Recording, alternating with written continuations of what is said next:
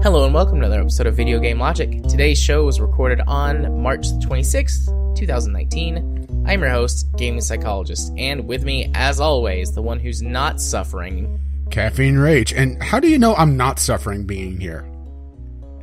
You're suffering with me. I'm suffering, and you're suffering by having to deal with me today. On today's show, we will, of course, discuss the games that we've played this week. We're going to be going through our Game Club for March, which is Company of Heroes. We'll be revealing our next Game Club game for April. The latest update to Final Fantasy X and X-2 HD Remaster on Steam adds online requirements. Valve adds soft currency gambling to Dota Plus subscription. We'll have our weekly community corner. And a Discovery Queue. Timestamps will be in the show notes following their respective topics. Hello, Rage. Hello. I would ask how you're doing, but I'm pretty sure I already know.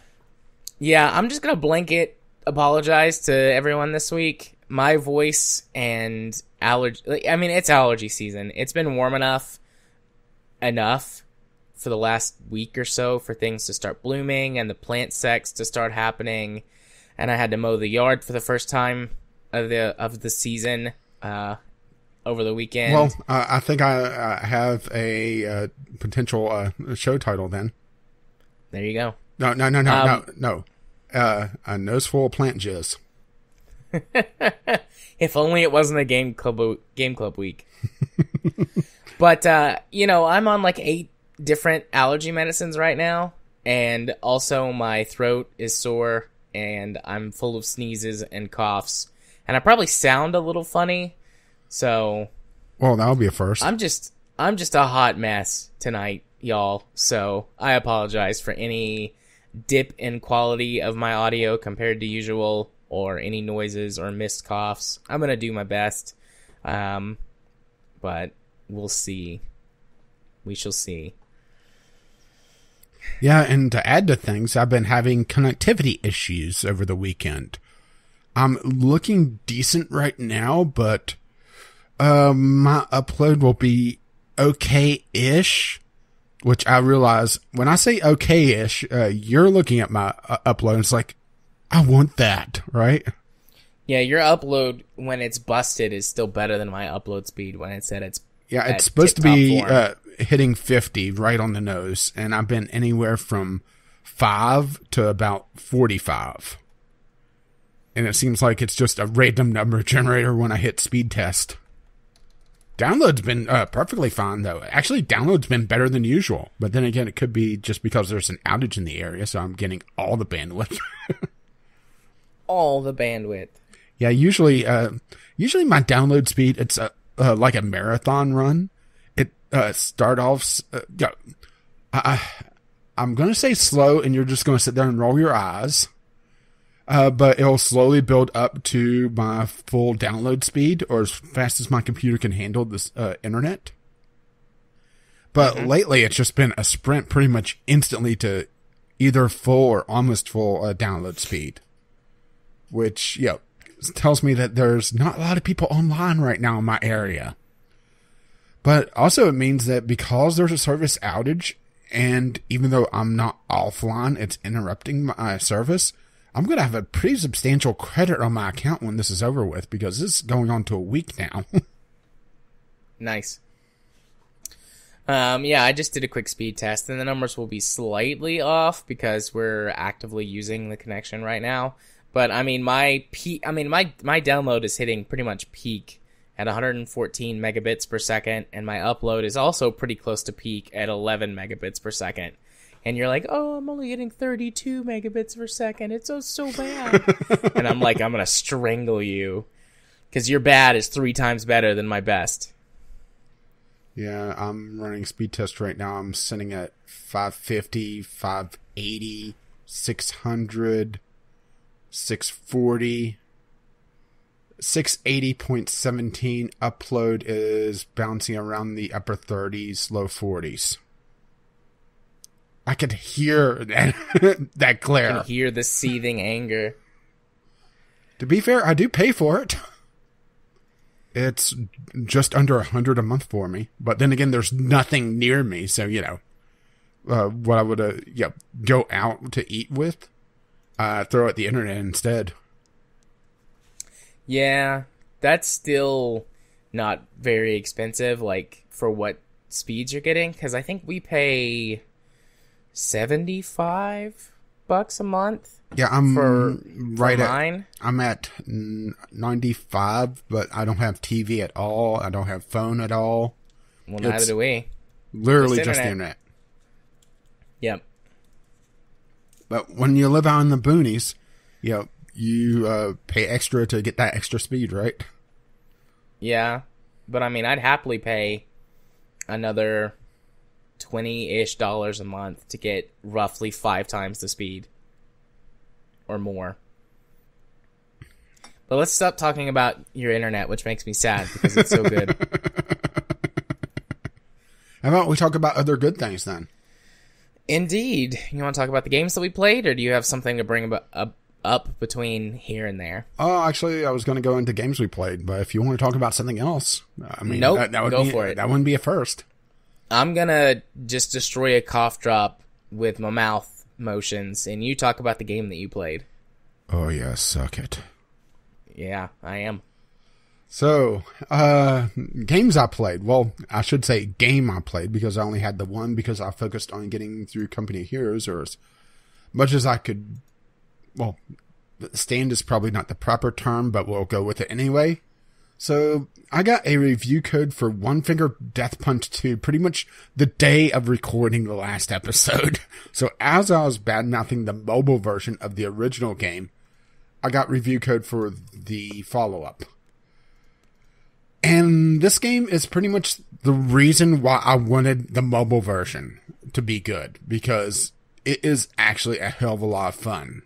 So, before I get into it, for those who've never played One Finger Death Punch, it's essentially the bastard child of either a rhythm game meets a fighting game or a fighting game meets a rhythm game. And I'm honestly not sure which it is as the, like the father here, the main genre, because it's a weird game. It's essentially a 2D fighter, but there's only 2 buttons. On PC, it's left click and right click. Left click, you attack enemies on the left hand side of the screen. Right click, you attack enemies on the right hand side. And that sounds pretty simple, but it goes blazingly fast. I'm talking, through the fire and flames, fast. All right. And it kind of throws you onto the deep end for the second version of this. The first one started off fairly slow and kind of eased you into things. This one, it goes pretty quickly to the more advanced stuff. I'm not sure if they are just expecting you to have the skills built up from the first one, or if it's criticism from the first one that it does start off pretty slowly and takes, I would say, a couple of hours before it starts building up to a pretty decent clip to be able to be a bit more of a challenge outside of just a mindless clicker, or almost clicker, I should say. So the reason why I call it kind of a hybrid of fighting and rhythm is that there is a definite rhythm to the enemies coming in, but it's not so much a rhythm game as it's set to music like most rhythm games, or a particular pattern, because it's a fighting game as well. You're kind of open to make your own moves and alter the pattern to make it either easier or harder on yourself, on top of unlocking skills by going through the campaign mode and clearing various map screens to be able to unlock various skills that will occasionally fire off. You don't have a way to affect them as far as I could tell.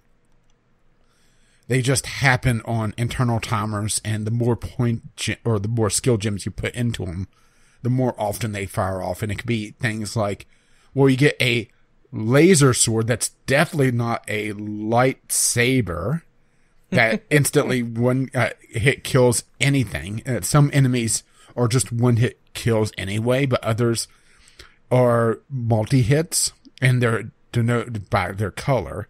So gray enemies are always one hit on their particular side.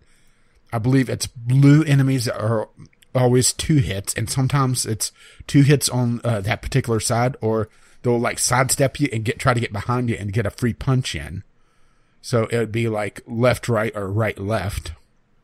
Then there's green enemies that are 3 hits. Then red enemies that, can you guess? Yes, you're right, it's 4 hits. But because how the pattern could shift between the various enemies, it actually is a lot more interesting than what it sounds like. Because I realize that this is like, dissecting the joke. This is dissecting the frog. I'm taking it apart. I'm looking at it. But it feels like I'm kind of killing it in a certain way. Because it's a very fast-paced, frantic game that, sitting down and talking about it makes it sound a lot more boring than what it otherwise is. And I do know that we have at least one rhythm game fan. So, yeah, I would say this is definitely kind of blending genres enough where if you're a fighting game fan, you could definitely get into it as well as a rhythm game fan. But that crossover where it hits like all the notes for everyone is probably, the Venn diagram is probably pretty narrow there, right? Yeah. But since this is the second installment, what they've changed on this is outside of kind of throwing you into the deep end pretty quickly, they also have it where enemies will stay at the edges of the screen and shoot at you or throw stuff at you.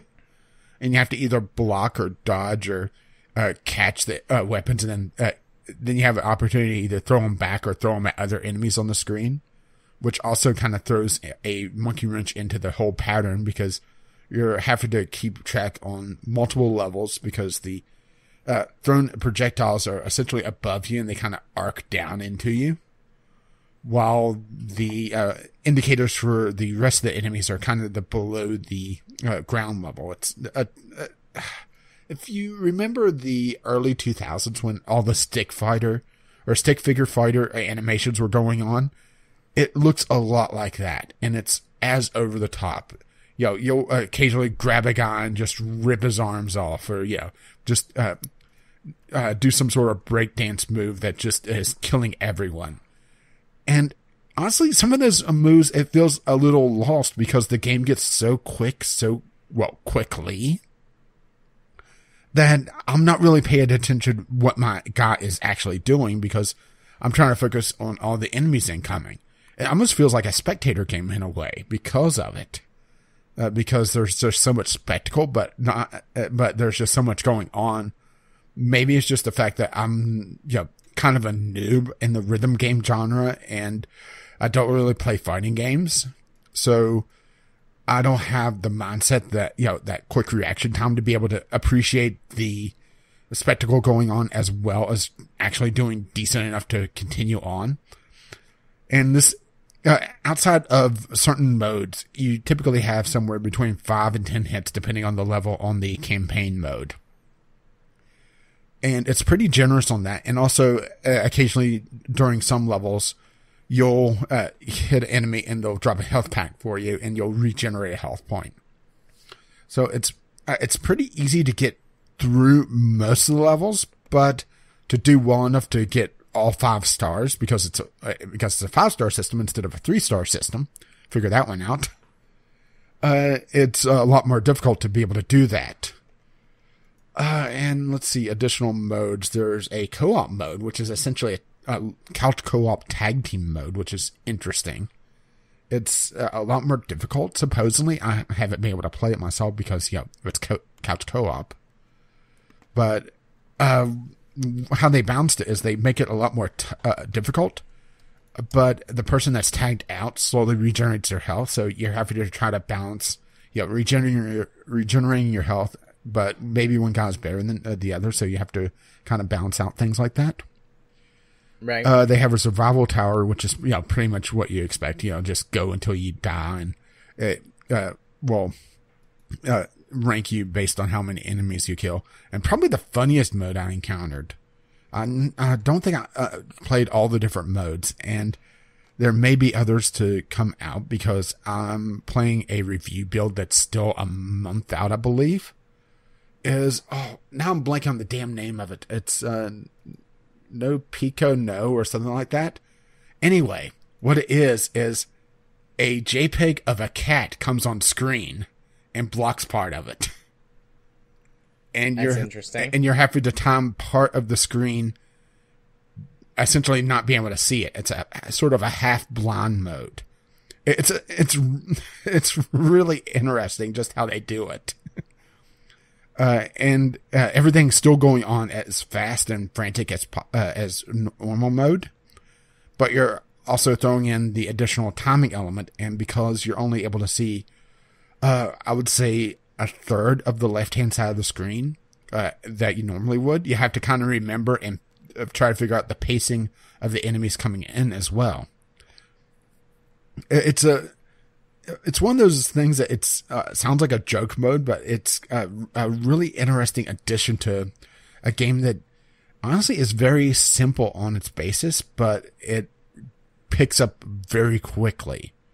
And then there's different variations on things, and it sounds like it'd be a very repetitive game, but because how they go through the campaign mode and kind of mix and match the different enemy types and bias towards certain enemy types, like one level, they may focus more on enemies that have throwing weapons or enemies that have a lot of hit points, or relative to your typical goons, I should say, that have odd patterns. So it may be like left, left, right, left, or something like that.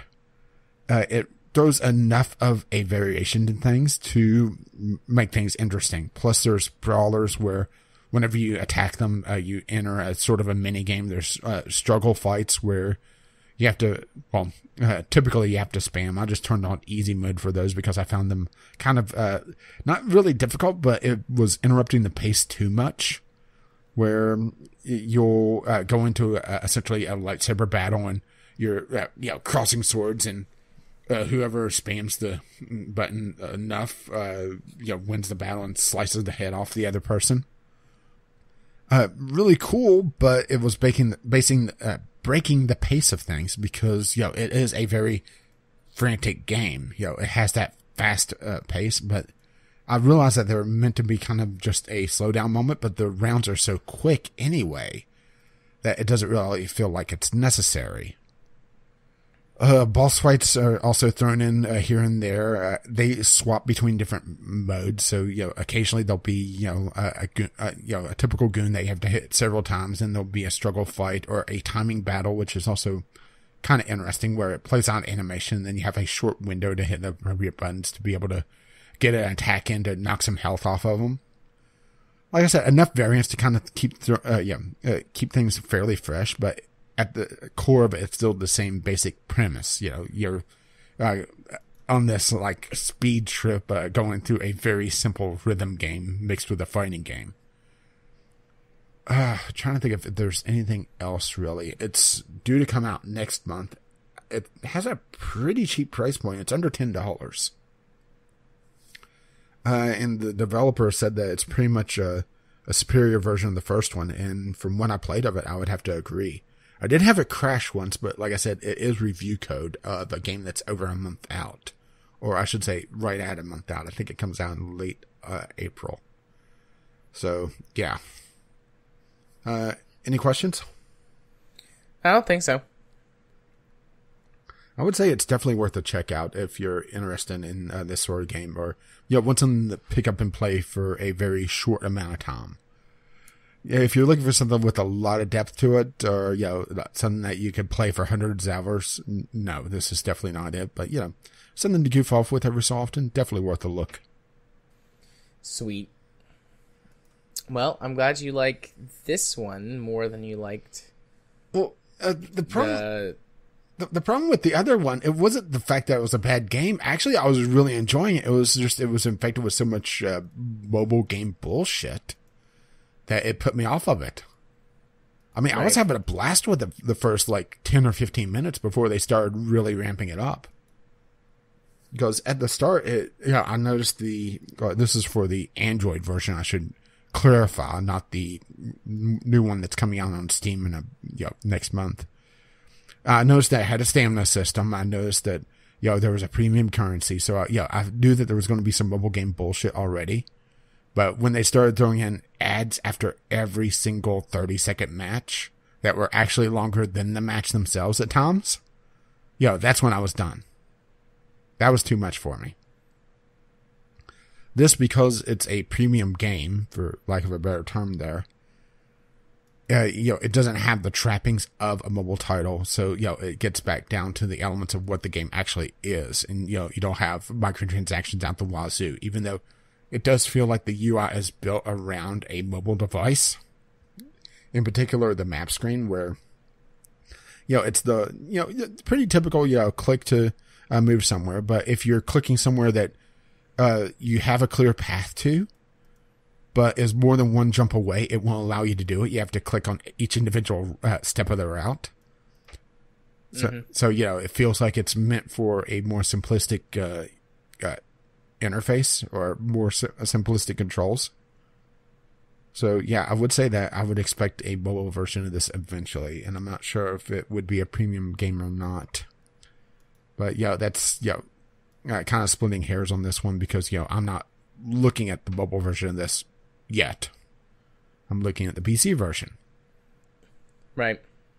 And it's a little unfair to speculate on, what a mobile game would do in the future, or a mobile version of a game would do in the future. At least in review. I mean, I will speculate all you want, but on this one, I'm just looking at the Steam version. So, are you done with your cough drop? Yeah. I've got a whole bunch more sitting here ready to go. Let's see if I can make it through all three of mine. Should I have bought stock in halls? Probably wouldn't hurt.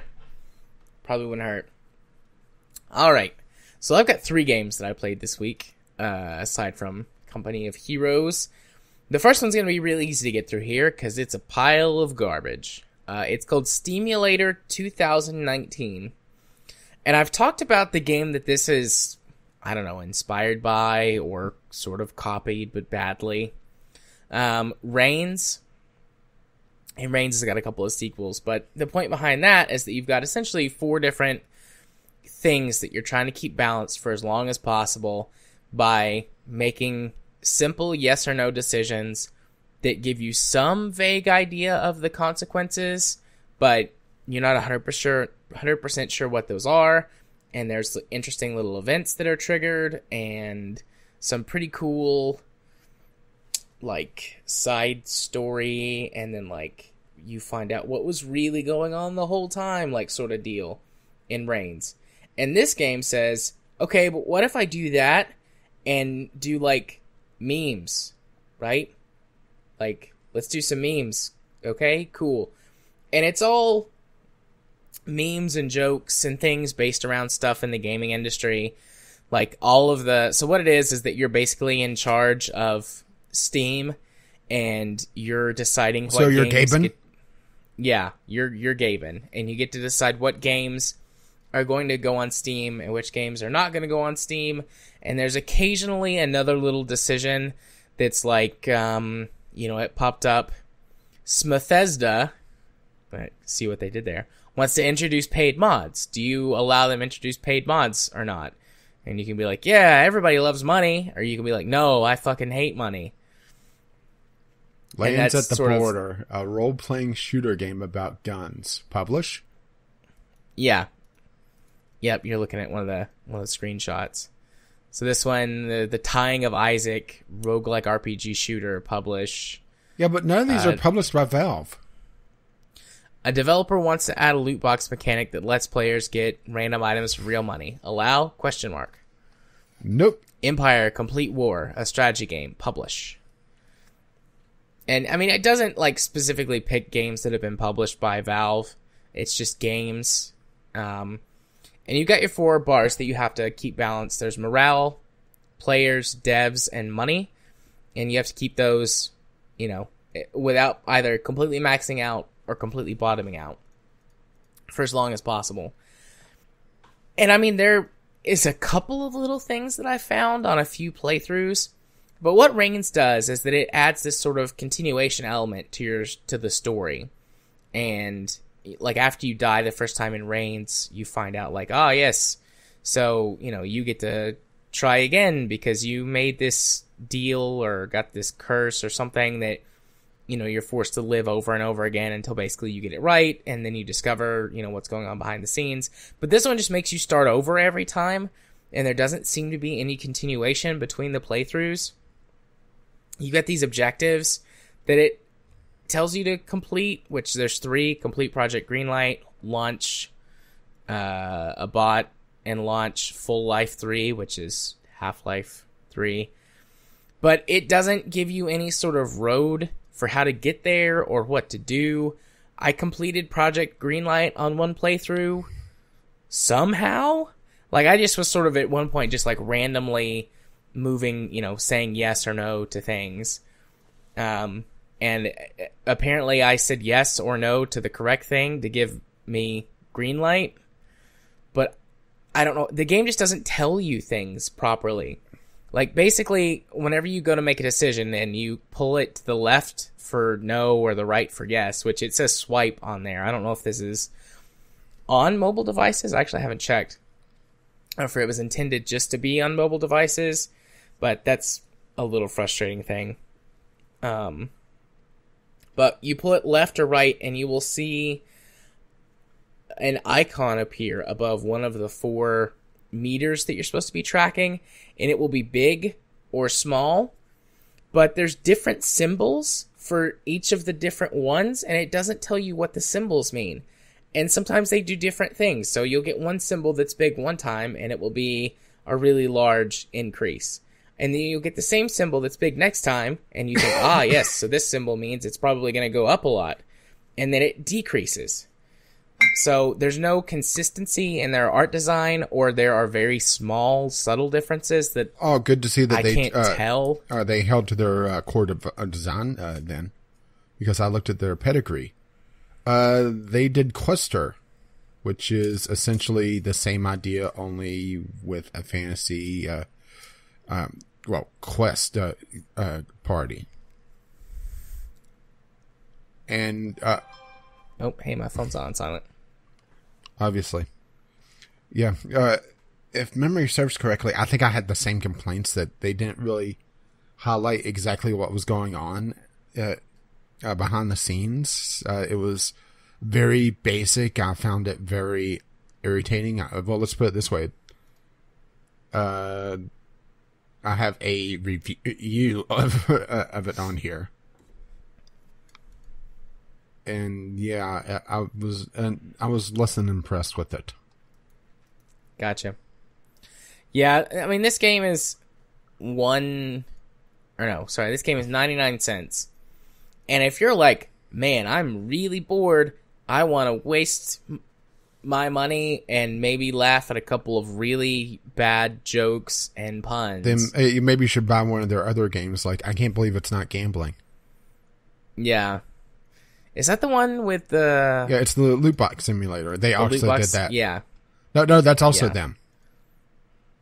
They have 4 games on Steam. They have 2 that's essentially Tinder clones, only different styles of it. A loot box simulator, and one that I'm pretty sure it's supposed to be Joust. Yeah, Joust with jetpacks. Well, there you go, I guess. Astro Joust? Yep. That might be okay. But yeah, this is just not... Yeah, but it's local... Great. Competitive only, it seems. Yeah, it's just not great. The biggest thing is that they just don't communicate well enough to you what's going on and why. Like, I typically like this type of game. I like the jokes. I like the bad puns. I like the obviously bad, like, this is obviously what it is and we're changing one letter on it. Like, the cheesiness of it. I typically like that, but it's so difficult to understand what actually, what effect your actions have, that it feels more random than anything, and that makes it not fun. Yeah, and that was exactly my primary problem with Quester is that, here's the opening paragraph to my thing. It's a very interesting game, and as a concept, I love Quester. Unfortunately, I really dislike how it plays out as a game for the time being. I was reviewing this as a beta build. My biggest problem with it is that it feels way too much luck-driven. So, yeah, it seems like they have not changed it one bit from the other game that they've used the system on. Yeah, so needs a little work. Not great. Didn't enjoy it all that much. So, moving on. Rates a no, sir, I don't like it. No, correct. I would not publish this game on fake Steam. So the next game I played... Gaming. As fake gaming, yeah. Second game I played this week is called Perpetuum. Perpetuum is an MMO that initially released onto Steam in 2014. The game first released, I believe, in 2010. It might have been 2009. I've played this game for a while total. I played it for maybe a year in 2010 or 11. And then I played it for about another year, 6 months to a year when it was on Steam. And then the game died. The developers, went out of business. But what they did was they opened it up to the community. The last update they made to the game, they added a bunch of features that the community could use, develop their own servers, and run the game that way. And there is a small group of community members who continue to update the game to this day and run a free open server that's available to anyone to just connect to and play. As far as I know, there's never been any major problems with the community. It's been probably 3 years since I've played this, and all the progress and everything was lost when the main servers went offline, so I've had to start over, and so is everyone else that returned to the game.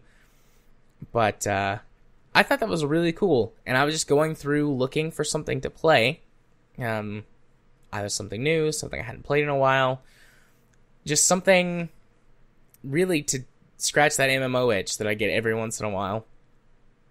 And I was like, I remember things about this. So what Perpetuum is that it is an MMO. It borrows pretty heavily from the EVE Online school of thought of we're going to have a completely open player economy. The players can create everything aside from some very basic items. Some of that stuff has changed. A lot of, initially in the original release of the game, the only things that you could buy from the store were all of the tier 1 basic stuff. Those are all seeded by the devs, and they were on kind of a market cycle. Now you can buy more stuff than that has been added to the marketplace in infinite amounts, because a lot of players don't make any of the lower level stuff. Most of the stuff that you can get that has been made by the other players is the really high tier stuff, the specialized equipment, things like that. So a lot of the low, maybe even dipping into some of the mid-tier items, so weapons, mechs, things like that, you can buy from the marketplace. So they have done some adjusting to that. But it borrows heavily from that. It borrows a lot of the same language from EVE Online. Instead of having guilds, you have corporations. It has a skill system that feels kind of inspired by EVE Online. It's massive. The skill tree is huge. But the way they do XP gains is interesting. So you get a daily amount of XP. And I don't know for how long it stacks. I know currently it'll stack for 3 days. You don't have to play, and the daily XP you get stacks for 3 days. So I'm not sort sure of what the it was. WoW model. No, it's not that. It's not an XP boost. It's just you get XP. Oh, okay. So every free day, XP.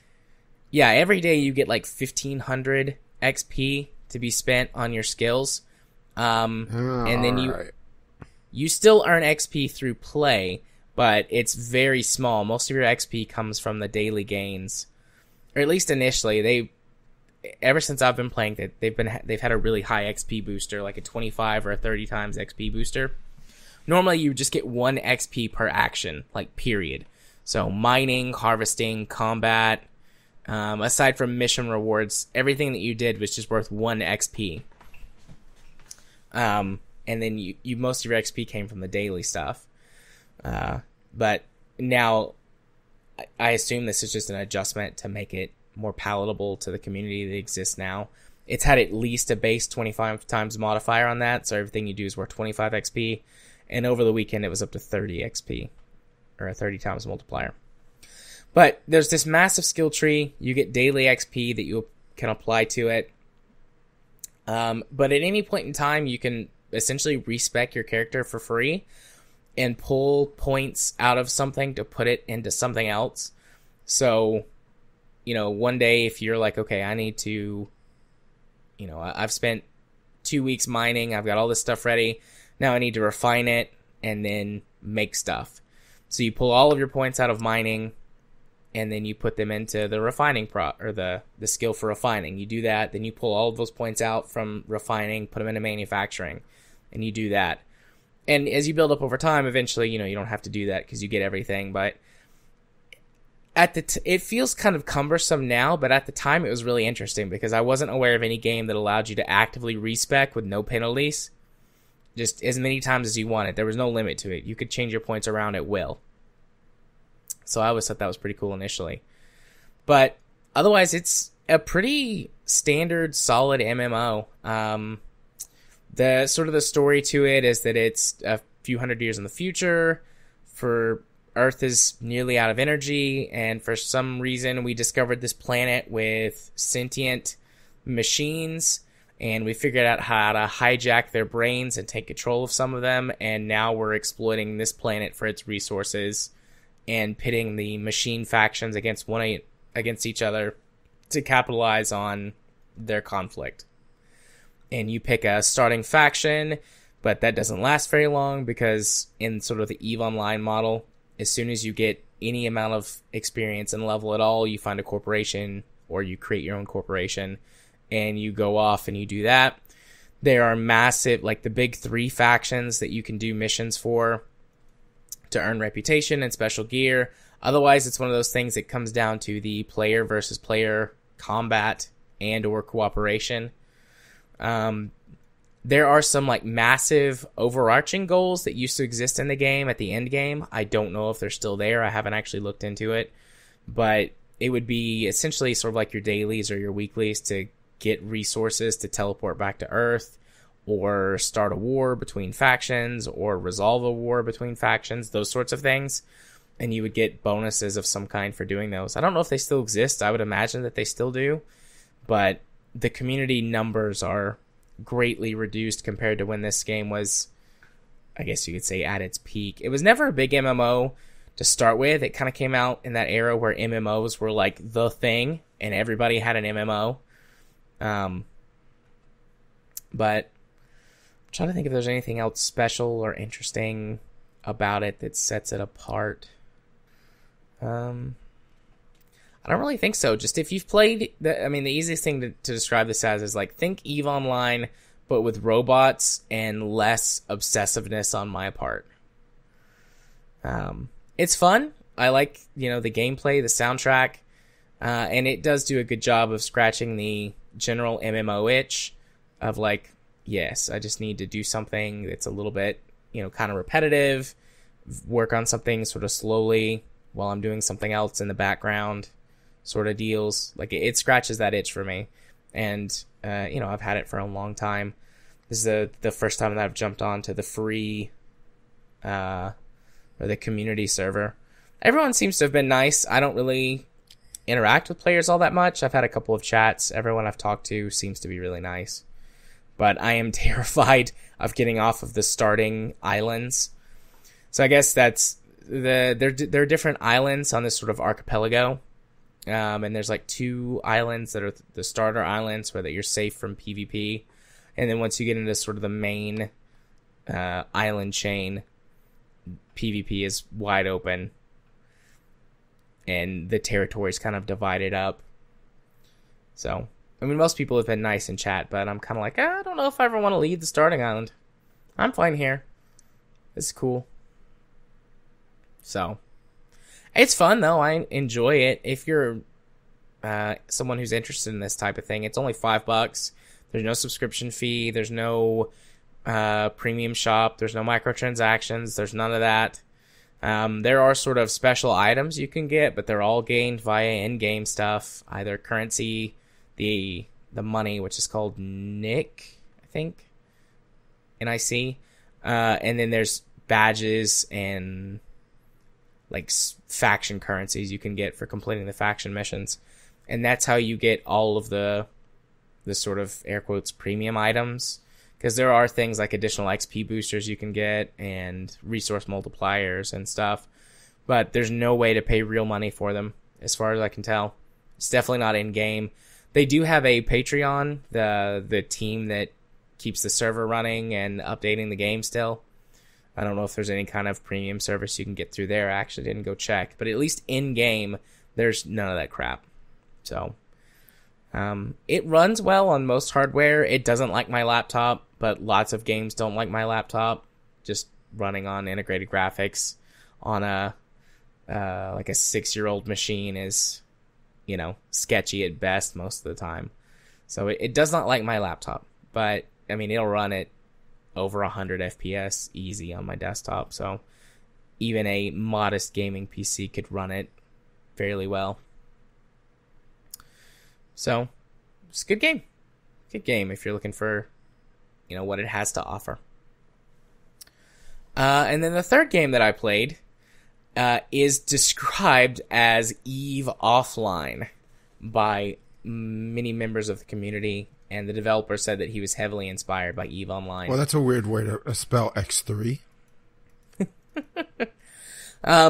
So the reason that this is more EVE Offline than even the X series is just because of the control method. So EVE Online uses it that a third person like orbiting camera around your ship, you can't directly pilot it. You just tell it where to go for sort of autopilot and such, or sort of set points in space that it navigates to.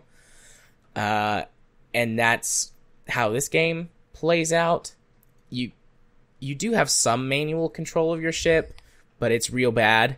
You don't want to play the game this way. But, I mean, this game, it's in early access. It's been in development, apparently, for several years. It started out as a one-man dev team, and, it was a hobby or a passion project, and it slowly turned into a more serious game developing project. This guy's got a small team that he works with. It's been available for probably a year to a year and a half in its current incarnation, and as updates and improvements have been made, the game has been evolving. But EVE Offline is really a good way to describe this game. All of the major systems from EVE, except two, which this guy says that are coming later down the line, but they're whole additional systems that he hasn't even started development on yet, are somewhere between copied and inspired by EVE. So it has the exact same skill system where that you train skills and you basically slot them in place, and it takes real time for the skills to train. The training times so far have been nowhere near as long as EVE, and if you're docked at a station, you get a bonus to how quickly they train. The longest one I've gotten so far is like 6 minutes or something like that, which when you're sitting in the station, it will only take 3 minutes to do it because they train it twice the speed. But it's got that same skill system. It's got relatively the same ship control and class system. You interact with space the same way. You've got a tactical map that you're going to spend a lot of time in navigating yourself around. The mining system is relatively similar. The way that you control drones is the same. The way that you buy and sell and refine materials is basically the same. The menus are not wholly copied from EVE Online, but they're pretty close. They're close approximations. It feels fairly graphically similar to EVE Online, with the exception of turret placement. As someone who has played EVE Online a lot, I can look at some of these ships and go, that's inspired by this ship from EVE, or from this faction, or whatever. You've got a similar sort of reputation counting system. similar mission structures and types. The only two major systems that it's missing are you can't build structures in space yet, and you can't do anything in terms of like planet colonization or management yet. And he's got no timeline for like when that's going to come out, the developer. He just is like, I'm working on this. You know, that's a little ways down the road, but we're working on it. We want to get there. But yeah, I quite like a lot of aspects about the game. There are some things that I don't like, and I can't quite put my finger on it. I did get this as like a review key or whatever. Because I mean, you know what my relationship is with EVE Online. Most of our long-term listeners know that it has been difficult for me in the past to walk away from EVE. But it was mostly curiosity, like, that prompted me to try this out. And there's just something you had to that's... stop playing Dwarf Fortress because it was triggering you. Yeah. And there's something about this that despite all of its so hard trying to be EVE, it doesn't quite do it. It's hard to explain. I don't know quite how to put my finger on it. It's not a bad game. It plays well. It runs well. It looks good. So far, I haven't had any major crashes or issues with it. A couple of small bugs.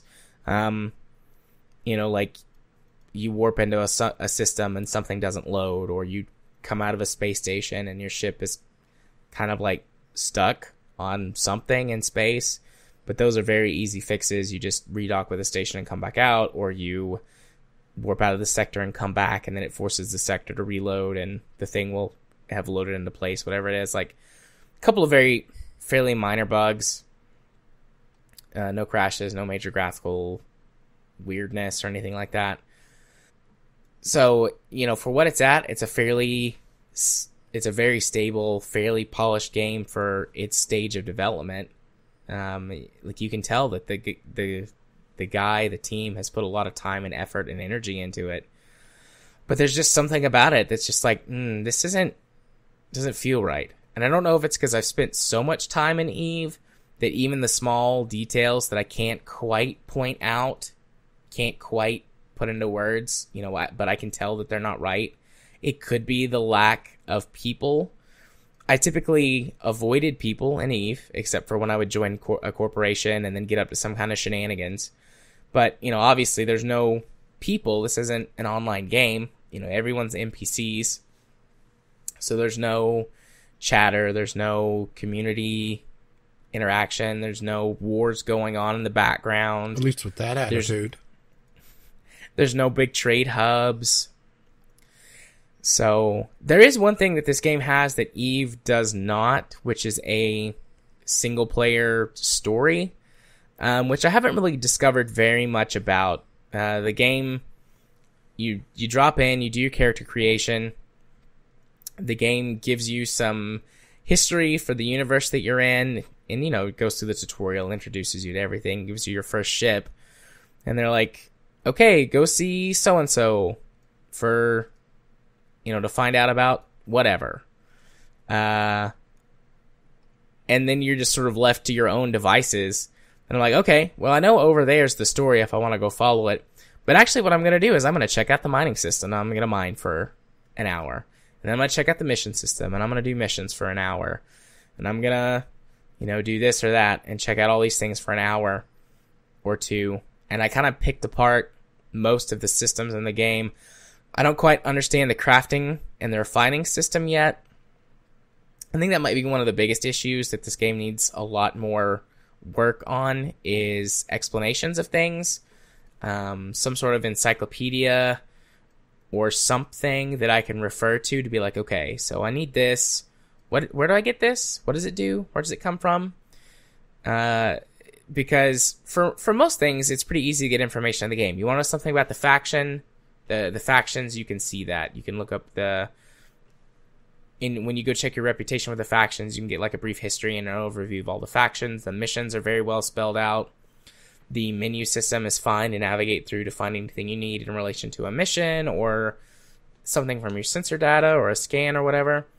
But I'm looking at all these minerals, and it's like, okay, well, I need these things to craft this thing, but I have no idea where they come from. And I don't know what systems I can find, what minerals in yet.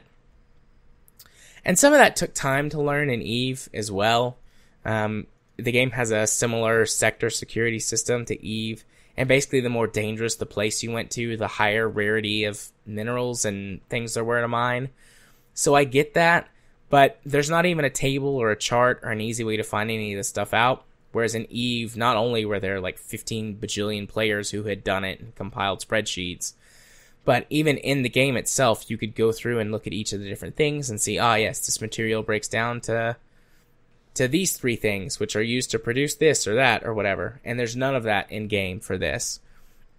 So that can get a little bit annoying. I'm going to sit down at one point and just sort of make a collection of everything if I keep playing this game. Oh. But yeah, it's good. It is good in the way it is. Like, the game technically is proficient. And I do think that it's generally a good game. But it's something about the way that I'm interacting with it that is just like, this is not, like, the greatest. And I don't know if it's because I've played EVE Online so much, which is the game that this is so clearly inspired by, and in a lot of cases imitating, or if it's perhaps my previous issues with EVE, and, like, subconsciously my brain's like, you shouldn't be doing this. You know you shouldn't be doing this. So I'm going to let it sit with me a little bit. I'm going to let it simmer and just see if my feelings change, if I continue to play it, and if so, if it changes and how I change. I would definitely recommend this to someone who likes this type of games. I think if you don't have my specific hang-ups, you would really enjoy it as is, and if they continue to develop it down the avenue that they intend to, then it will only continue to grow in its complexity and grow more competent in the areas that it's trying to do so well in. Like, it's very solid. I just have my own personal hang-ups with this type of game. So, also known as it's crack for you. Pretty much. But yeah, that's Astrox Imperium. Good game. Little weird for me on the inside. I did it. I got through all 3 without another cough drop, but I'm immediately going to pop one right now. I was going to say, do you want to take a quick break so I can top off my tea? Yeah, I'm going to go make a cup of tea. So we'll go get some warm beverages, and then we'll come back to the recording studio for our game club. Indeed. And we are back to discuss April's Game Club. Or not April's Game Club, March's Game Club. And the Game Club game that we played was Company of Heroes. Now, if this is the first time that you're joining us for a Game Club, what Game Club is that Rach and I typically have very different tastes in games. And even when we do play the same type of game, it's usually not at the same time. So every month for Game Club, we pick a game that we both play at the same time and invite the community to play with us, be that either actually with us or to just play it alongside of us and send in their thoughts and things, and we discuss it at the same time. Rage and I typically have different interests and philosophies, how we approach gaming. So sometimes we get some very interesting, occasionally diametrically opposed views on games. See Vampire the Masquerade. Or Skyrim. Oh, don't get me started on Skyrim. Yeah, I don't want to. So let's just not go there. And instead, let's go discuss Company of Heroes. Company of Heroes is a real-time strategy game. They released originally in the mid-2000s, like 2005, 2006. September 11th, 2006. Is that for sure the release date, or is that when they updated that's, it? That's the Legacy Edition, so that's the original release date. Okay. The game has been, remastered? It had a re-release. It wasn't a remaster, unless you count behind-the-scenes engine stuff, because they actually brought it up to DirectX 11, and they also put in Steam matchmaking, even though really nobody plays it anymore. So Yeah. Gotcha. So, yeah. And I would say I would call it a squad-based RTS because you're controlling individual groups of units, not individual units. So it's a little bit different. Yeah, and I tend to think of it more as real-time tactics. You can get unit reinforcements on each mission that you play in some way, and some of them do involve more sort of traditional RTS mechanics where you're building a base and collecting resources and whatnot. But the low unit counts for missions, as well as the fact that, yes, it is squad-based, makes it have a much more sort of on-the-ground tactical feel. Visceral. Yeah, very visceral. I know the way that I played was that I would sort of focus on one, not necessarily one unit or one group of units, but sort of, or one squad rather. But I would have a group of a few units, and they would have a task, and I would control them for a while, and then set them up in a defensive position. And yeah, I would micromanage them until they got to a point where I needed to just leave them for a bit, and I would move to the next group, and so forth until I had accomplished all of my objectives on the mission.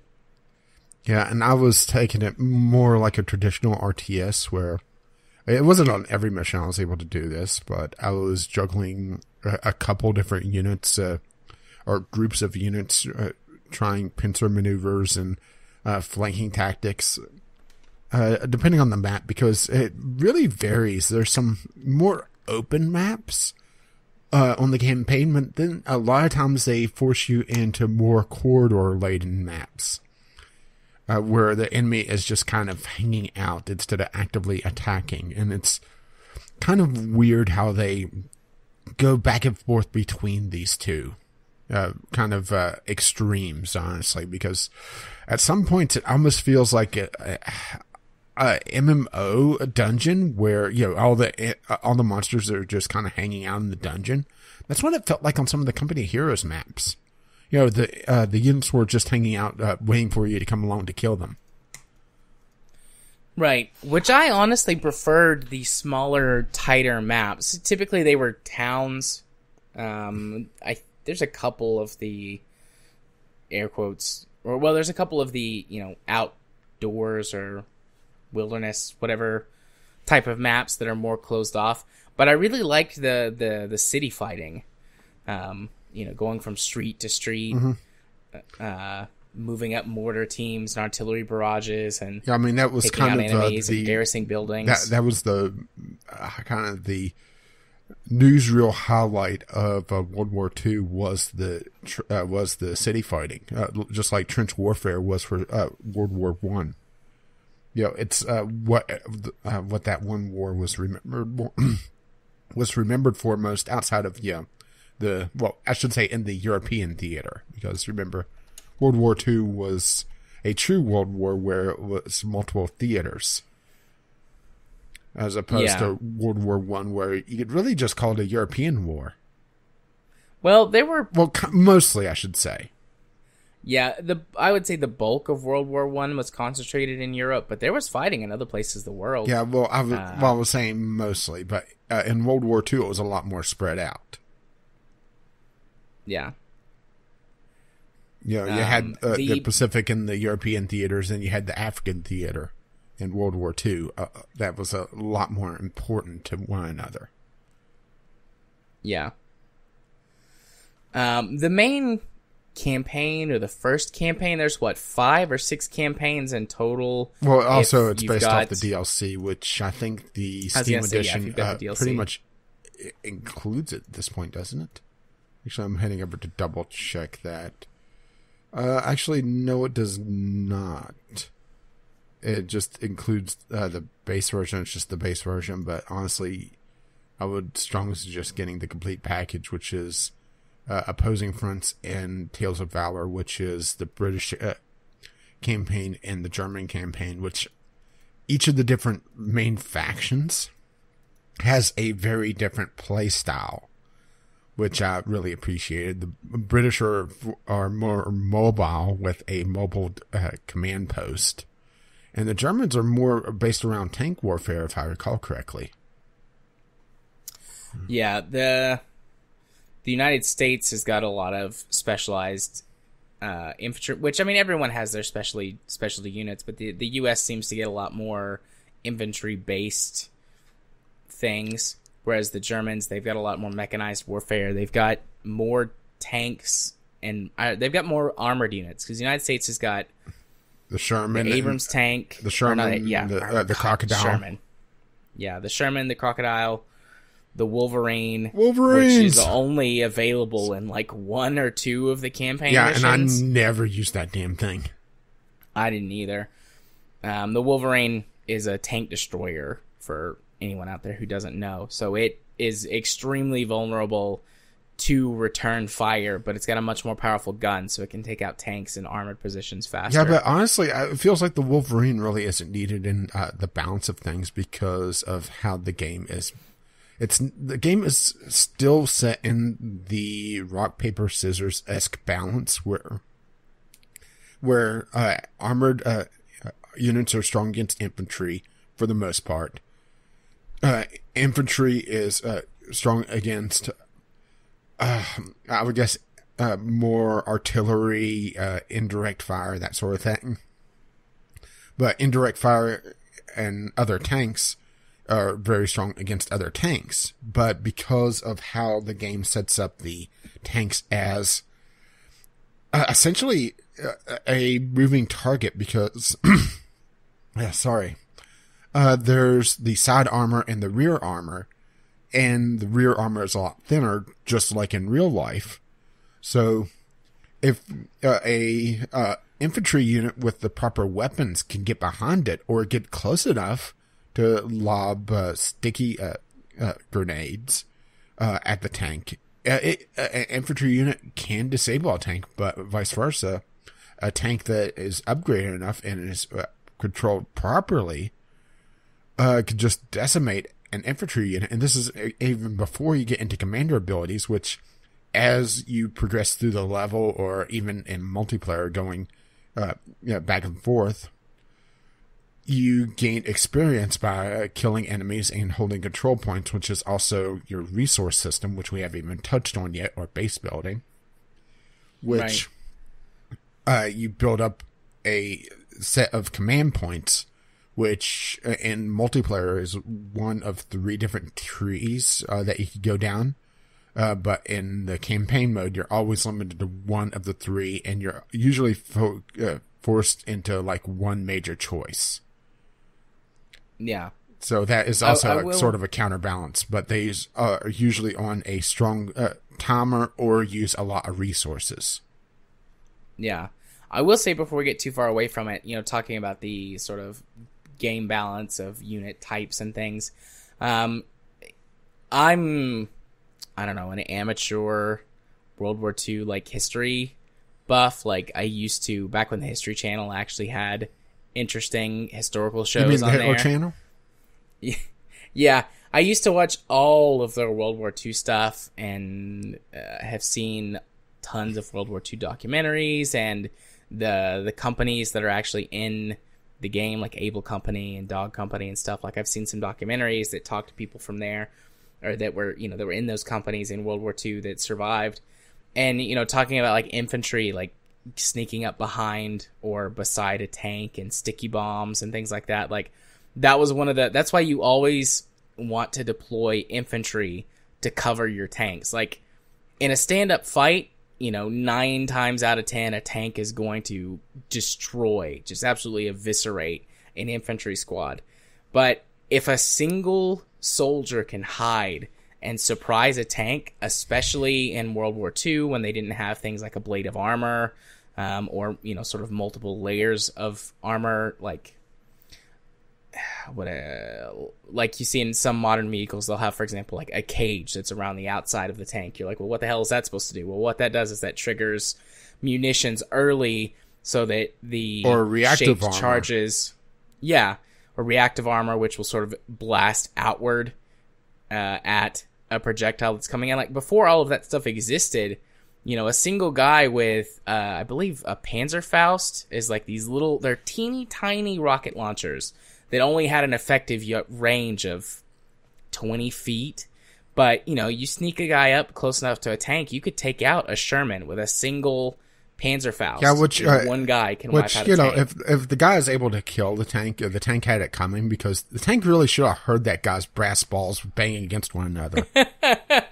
Yeah, that's true. That's very true. But, so those little things, like, yes, most of the time, a tank is going to wipe the floor with an infantry squad in the game. But if you position your infantry right, they do stand a chance against a tank. Yeah, and also usually scattered around the different levels are various weapons you can pick up, which splits your infantry unit into 2 units.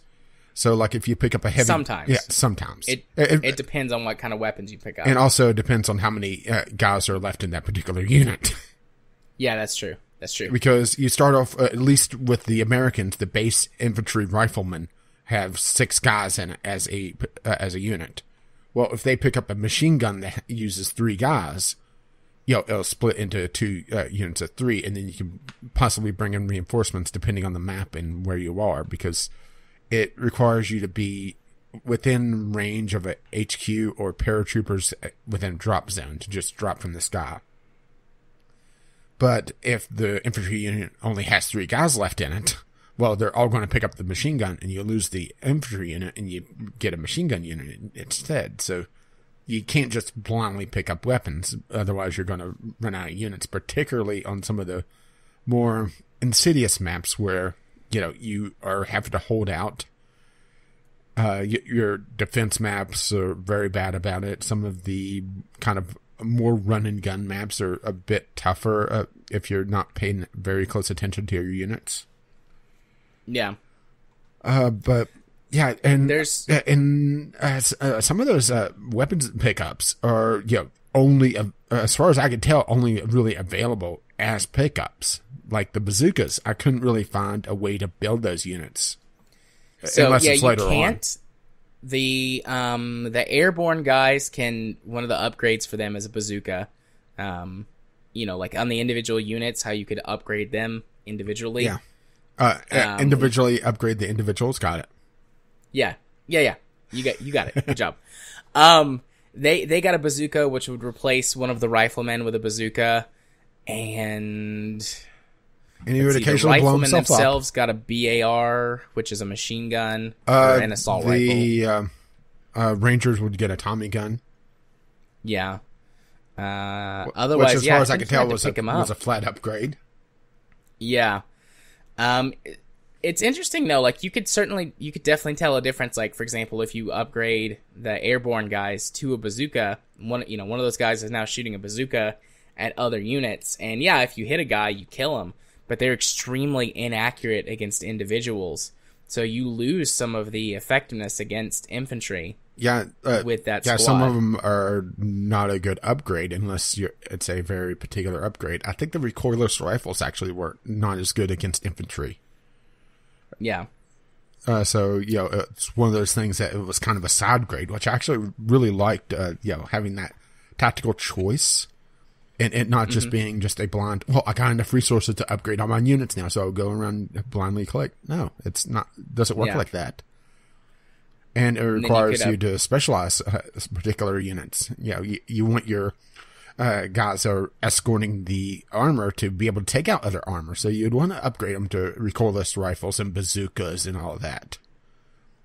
But your regular infantry don't need, they don't need that. So you don't want to upgrade that kick. You spend those resources elsewhere. Which resources, since I've mentioned a couple times, scattered across the map are control points. And all you have to do is capture them to get the resources. It's one of 3 different resources: fuel, munitions, or manpower. Each control point gives a particular amount of resources of that particular type. So capturing a fuel point, that gives 5 fuel. You'll get 5 extra fuel a minute added to your entire tally. The more control points you hold, the more resources you bring in. So it replaces the kind of the gather unit that you usually get in these RTS games. The flip side of this is you have to have all your territory connected to get all of the resources back. It's essentially simulating supply lines back to the main base.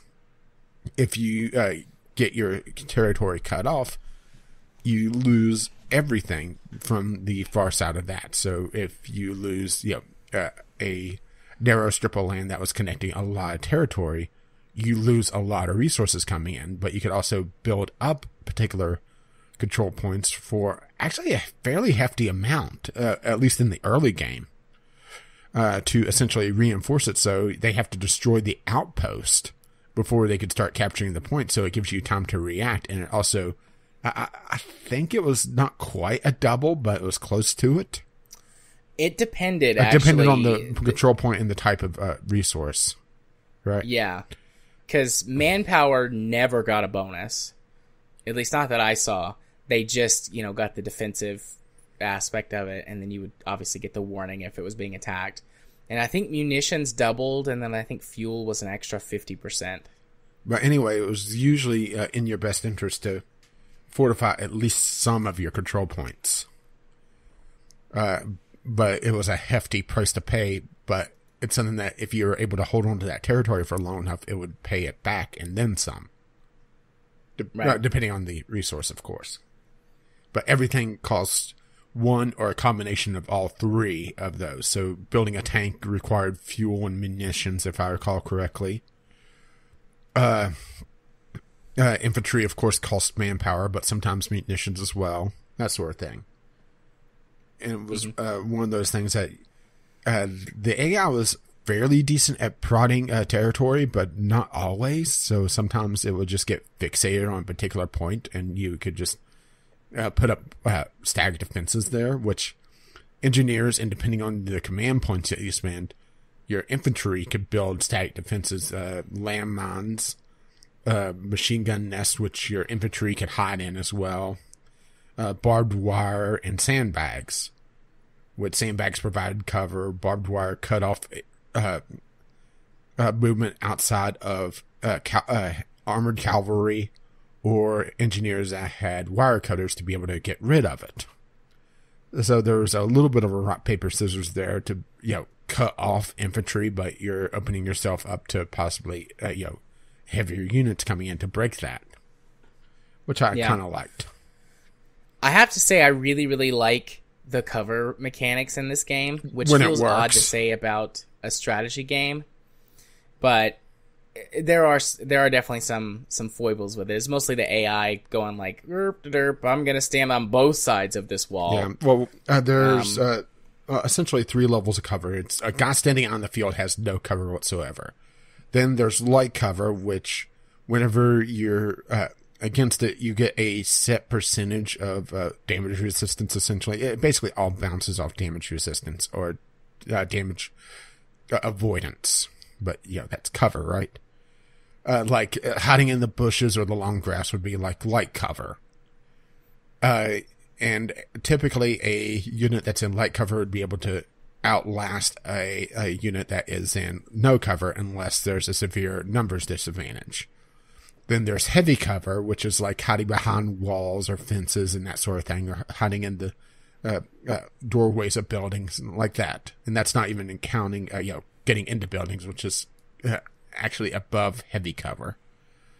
Yeah, when you're in a building, you're practically immune to damage, except from a couple of, just people shooting at you. You get massive damage resistance. You can kill people inside of buildings. Right, it takes a while. Snipers can usually get one kill every 2 shots when they're firing into a building, but otherwise the best ways to get somebody out is to just blow up the building with heavy artillery or flamethrowers. I like the flamethrowers.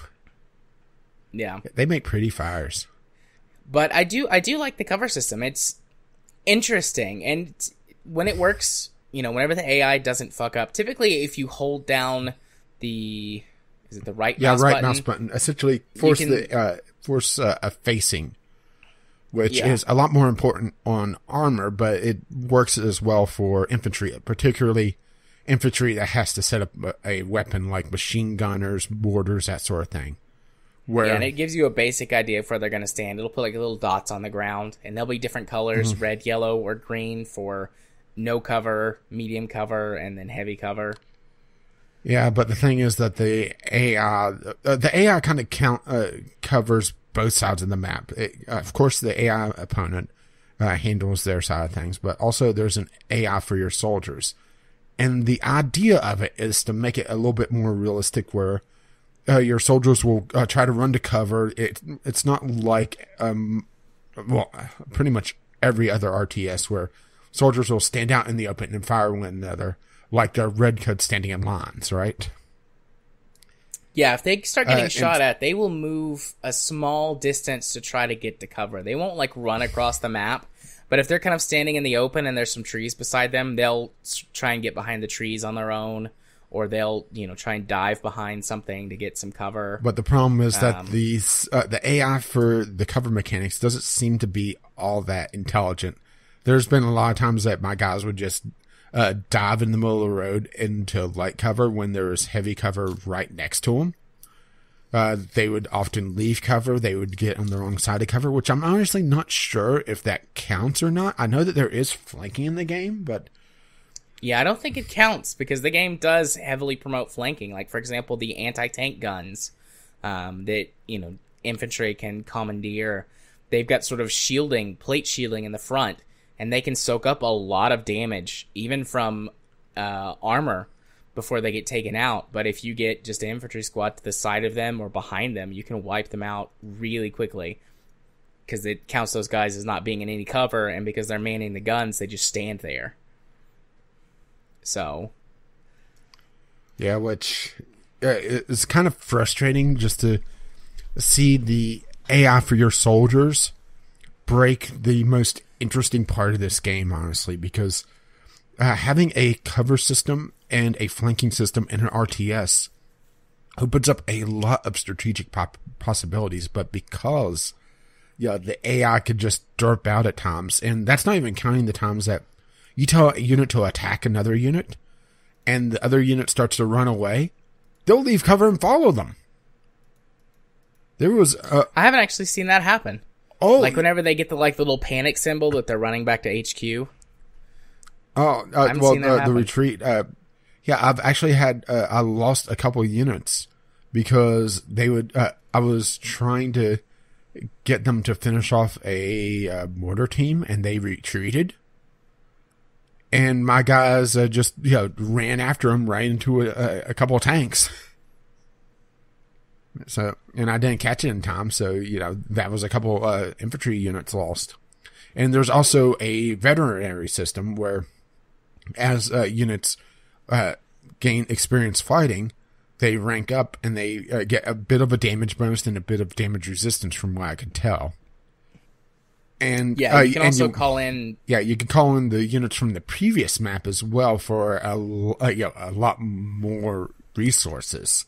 Which is an interesting way to balance things. But they come in fully decked out, essentially. Yeah, with everything, upgrades and any veterancy bonus that they acquired. One more thing about the cover system is that almost everything in the game is destructible. And they do it in a way that actually makes a lot of sense. Like, one thing that frustrates me about lots of games is it's like, I'm in a fucking tank. Why can't I just drive through that wall?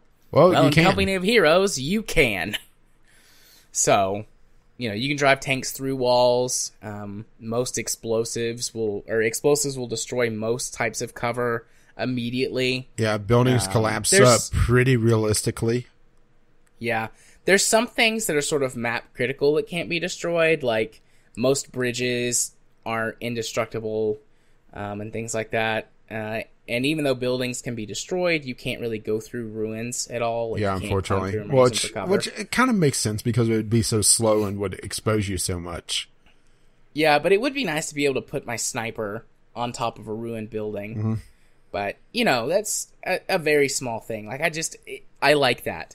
Even things like the wreckage of tanks becomes heavy cover, but can't be destroyed. No, tanks themselves are cover. Well, yes, tanks are cover that you can advance infantry behind. But, I'm talking about like a destroyed tank. The husk of the tank becomes cover. But that also can be destroyed if it's hit with enough explosives. Mm-hmm. So, I really like... That's another aspect of the cover system I really like. Yeah, before we get too far away from it, I wanted to mention that. Yeah, like on one map, I was actually having trouble because the AI immediately started attacking my base, which we probably should talk about base building when we're done with this. But they kept sending in armor units mixed in with infantry, and I was having more and more trouble dealing with the infantry because they had more cover around my base.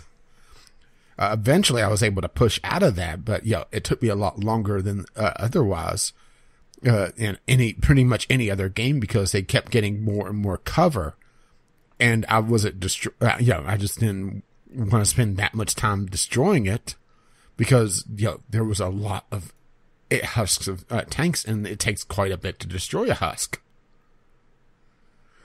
So it's an interesting system. I wish more games did that, actually. I do too. Well, why does every game have to steal loot boxes and not a cover system like this? Because loot boxes are easy. Good cover systems are hard. Yeah, which, Normandy Beach, it just wasn't the same without the loot boxes, was it? No, it wasn't. It definitely was not. And I also have to admit that I like the fact that, yes, they started with D-Day, of course, because, that's, like the big defining moment of the turning of the war. But they didn't dwell on it. It was all either the stuff that happened behind the scenes on D-Day that doesn't really get a lot of spotlight, or other operations like the Red Ball Express. The supply line for the Allies that happened shortly after D-Day to keep the momentum going. It was refreshing that it wasn't focused on, we're at, this battle again. We're at this battle again. No, it was a little behind the scenes things. It was lesser scene sides of the war, which was refreshing, I should say. So yeah, let's talk about the base building real quick, or well, not necessarily real quick, but let's go ahead and do that before I start talking about other stuff. Yeah, the base building is incredibly basic in this game. It's essentially, at least on the American campaign, like 6 buildings? Something like that? Yeah. Six or 7. There's not a lot. Yeah, it's pretty much build one of each, and you're pretty much done with base building. You have the barracks, you have a triage tent, which the triage tent is actually a lot more important than pretty much any of the other buildings outside just production, because it heals allies around it. And the health system in this game is a little weird, where it's almost like a segmented health bar, where I guess it would be a segmented health bar now that I really think about it. Like your infantry units are 6 guys in it. Well, the health drops, but once it gets past a certain point, then you lose a guy. Well, the triage center will allow you to patch back up to essentially the maximum health of your current guys. But also it seems like it measures the health individually of each individual unit, because I've noticed I've had infantry units that were pretty banged up, but were still pretty much at maximum capacity, or near there. And I had other units that had more health but had fewer guys. So I'm thinking it's measuring the health of each individual soldier, and it has like a combined health of everyone. But I'm not 100% certain on that. I didn't spend time trying to figure that out, but the triage allows you to essentially get as much as you can without spending the resources to resupply. You have a barracks, you have a motor pool, which builds essentially the light vehicles, which honestly I'm skipped most of them using them. Yeah, the half track's not that great. I mean, it can transport infantry around, but most of the maps are small enough you don't have to worry about that. No, the half track also has another important feature. Are you talking about the upgrade to the... Well, no, I was talking about replenish troops on the field. Oh, I didn't know the half track could do that. Yeah, the half track and forward barracks could replenish depleted troops. Yeah, I knew the forward barracks could. I just didn't use half tracks enough to realize that, I guess. Yeah, I just never used them at all, but it was in one of the tooltips. Essentially, each unit could be replenished to have essentially empty slots refilled with fresh recruits. But the veterinary bonus is based on the unit as a whole, or the squad as a whole, and not individual soldiers. So it's a lot more important to retreat units that have a lot of experience behind them, because you could replenish them and get them back in the fight as a more experienced unit, instead of let them die off and I'll just train another unit and send them in as sort of like a Zerg rush, just crashing wave upon wave. It would work, but it's a lot more effective to retreat units and swap out. I found having a group of like 3 or 4 squads, send them in and tabbing through with the individuals, essentially squads in a battalion, to move them forward. I really played this as an RTS instead of a tactics game, huh? Yeah. That's okay. To essentially just bunny hop each of the individual battalions forward while the other one went back to replenish troops if need be, or to cover a flank. I found that to be the most effective way for a lot of the maps, once I was able to build up to that point. And it's getting to that point which is the irritating thing, because the base building, like I said, is very basic. It's more of a set it and forget it. Once you have enough all the buildings, you could just hit F1 through F5 to tab to the different ones. You don't even have to send them as a unit hotkey, which is nice. But yeah, it feels like the base building was almost an afterthought. It's like, oh, we build an RTS, we need base building. Okay, well, we'll get it done pretty quickly, and that's about it. Yeah.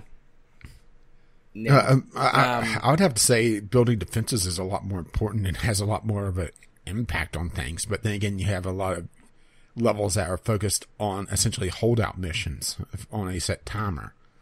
Then you do have missions where you're building up a particular barracks. Yeah, no, I definitely agree with you that I think building up defenses is more important, because they just feel like, yeah, the base building aspect feels fairly last minute, while the defenses are like, yes, we need these things to put in, so we need these defenses that can do this thing and can be deployed this way. Where it's like, we gotta have some way for them to get units, so I guess let's throw in some buildings with some very basic upgrades. Yeah, and we mentioned the forward barracks. Well, all the buildings that you could capture or enter, you could also convert for a certain amount of, I guess it was manpower and munitions, if I recall correctly, into a forward barracks, which could build most of the basic units. Yeah. And also, any units that are around it could replenish their troops there instead of having to go all the way back to the main base, even though the retreat button still sent them all the way back to the main base, which is irritating. Yeah, because it says return to the nearest HQ, I think, on the retreat button. But it's like, when do you have more than one HQ? The only map I can think of where that you get technically 2 HQs is the defense map on, what was it? Cairns or Cairn or whatever. And you've got like the building that gets captured and then they overrun it and you retreat back to the church. Yeah. And that becomes like your second HQ. But, yeah. I did use forward barracks a lot, although going back to the territory connection thing, you can only build a forward barracks in your own territory that is connected to your main base, which I liked. Yeah, there was no cheesing that. You have to be strategic about it. Yeah. And usually the buildings that you capture are not at full health either, so can you repair buildings?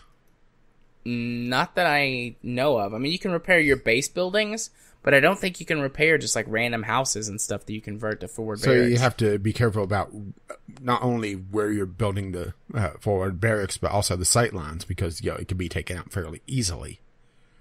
Right. But also, if you commandeer a tall building where you can put a couple snipers in there and start picking off things. Because the firing range on the sniper is actually a lot longer than their sight lines, so other units could serve as to get rid of the fog of war, to allow the sniper to fire from a lot further. Yeah, although the sniper, for me, typically served as an artillery spotter, because you can... One of the sniper's abilities is camouflage, so unless you open fire or get too close to another unit, they're basically invisible. If you garrison a building, you pop up. But I would just walk the sniper around and use him to spot for artillery and mortars. And then taking the shot. Yeah. I think, I couldn't tell for sure, and I didn't go to try and find it, but I think that's the same voice actor who did Garrus in Mass Effect. The American sniper voice. Actually, I meant to look up the cast, but I didn't. Let's see. Company of Heroes. I'm looking here. I can't recall the name of the guy. Brandon Keener. I'm not seeing him on here. Yeah, Garrus Vakarian in Mass Effect. Here he is, Company of Heroes. All it says is additional voices. So definitely Sniper, huh? Yeah, I'm pretty positive that's him. There's some other voices that I recognize that I don't know the names, but I'm like, I've heard you in another game. Yeah. But, that kind of happens in a lot of video games. There's some pretty big recognizable voices that it's like, oh yeah, I remember you from this game or that game or whatever, but... Or really major voice actors in general. Yeah. But anyways. Well, it would help if searching Company of Heroes, it sent me to the IMDb page of the movie, not the game. Oh. So that would explain why I was like, okay, I don't recognize any of these character names. Yeah.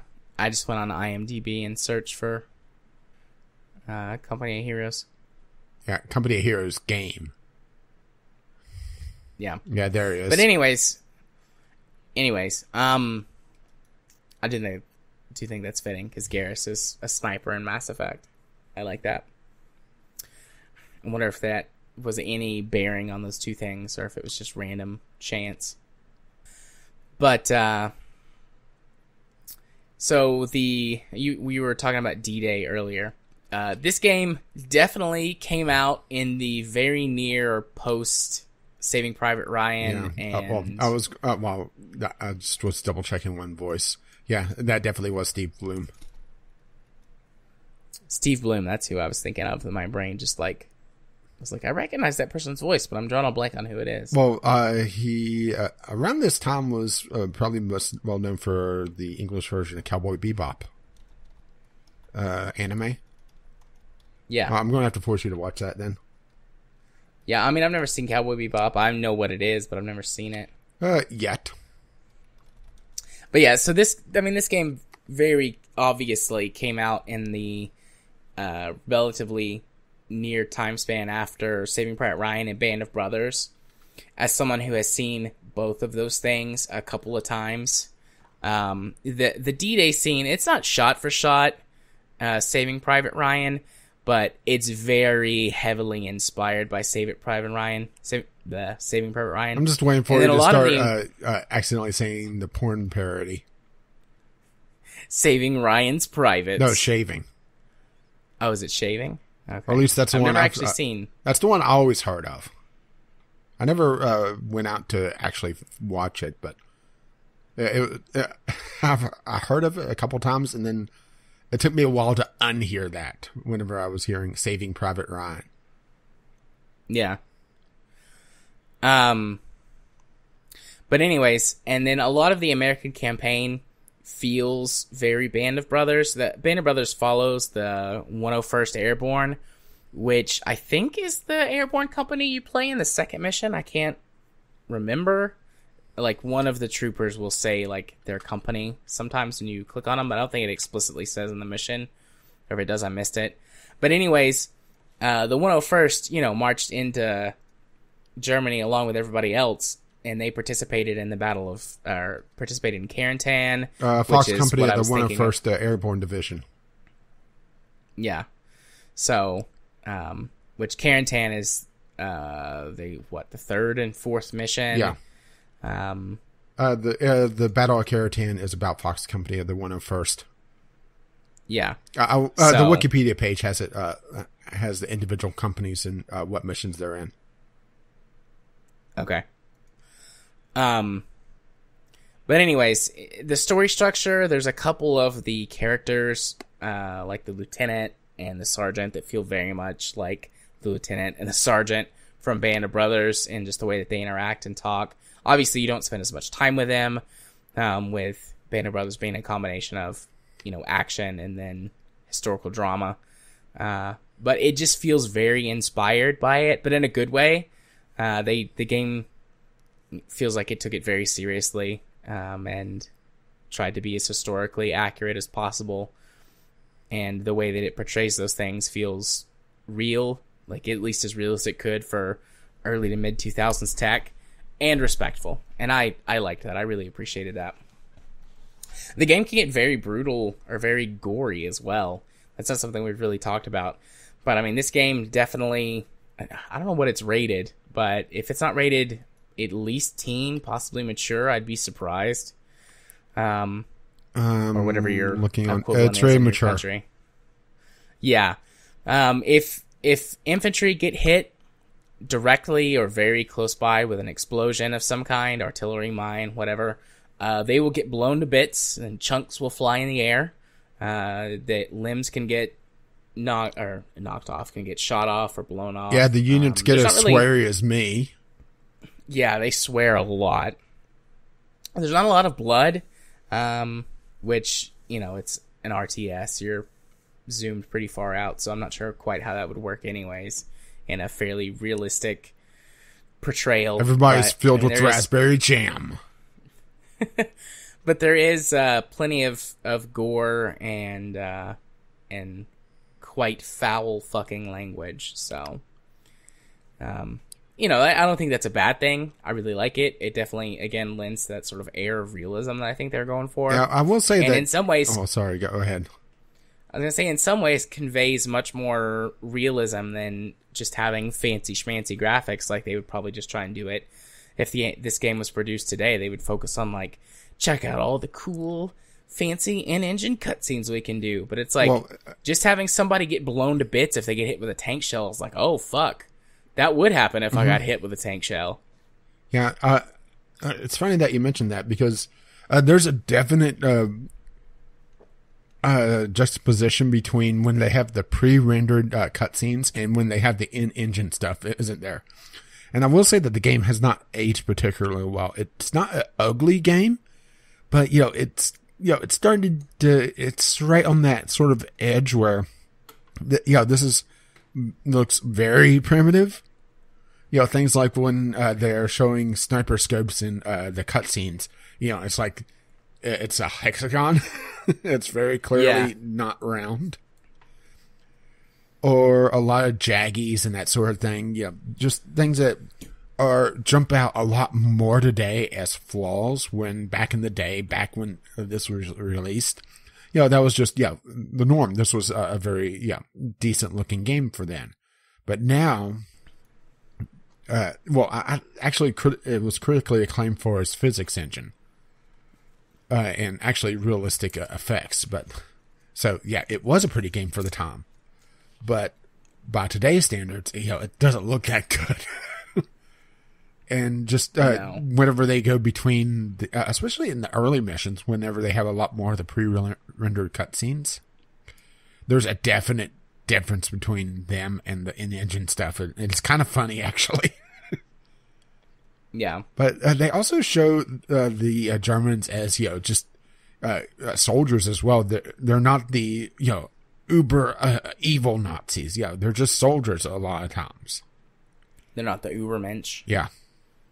They're just regular old dudes. Because in one of the early cutscenes, it's just like they're standing around chatting and drinking coffee. Drinking coffee and smoking cigarettes. And it's like, yeah, that's normal. People do that. And then the 101st lands and, then it turns into a war zone. But to some extent, I like that. Like, yes, the Nazis, particularly the Nazi Party and the Nazi ideals, were very bad.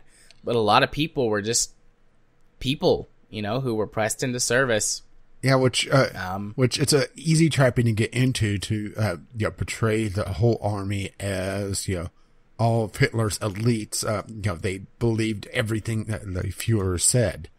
Well, that's not true. Some of them were pressed into service. Some of them saw it as defending their homeland or trying to recapture their homeland, but then believe in the ideals, and they were just soldiers.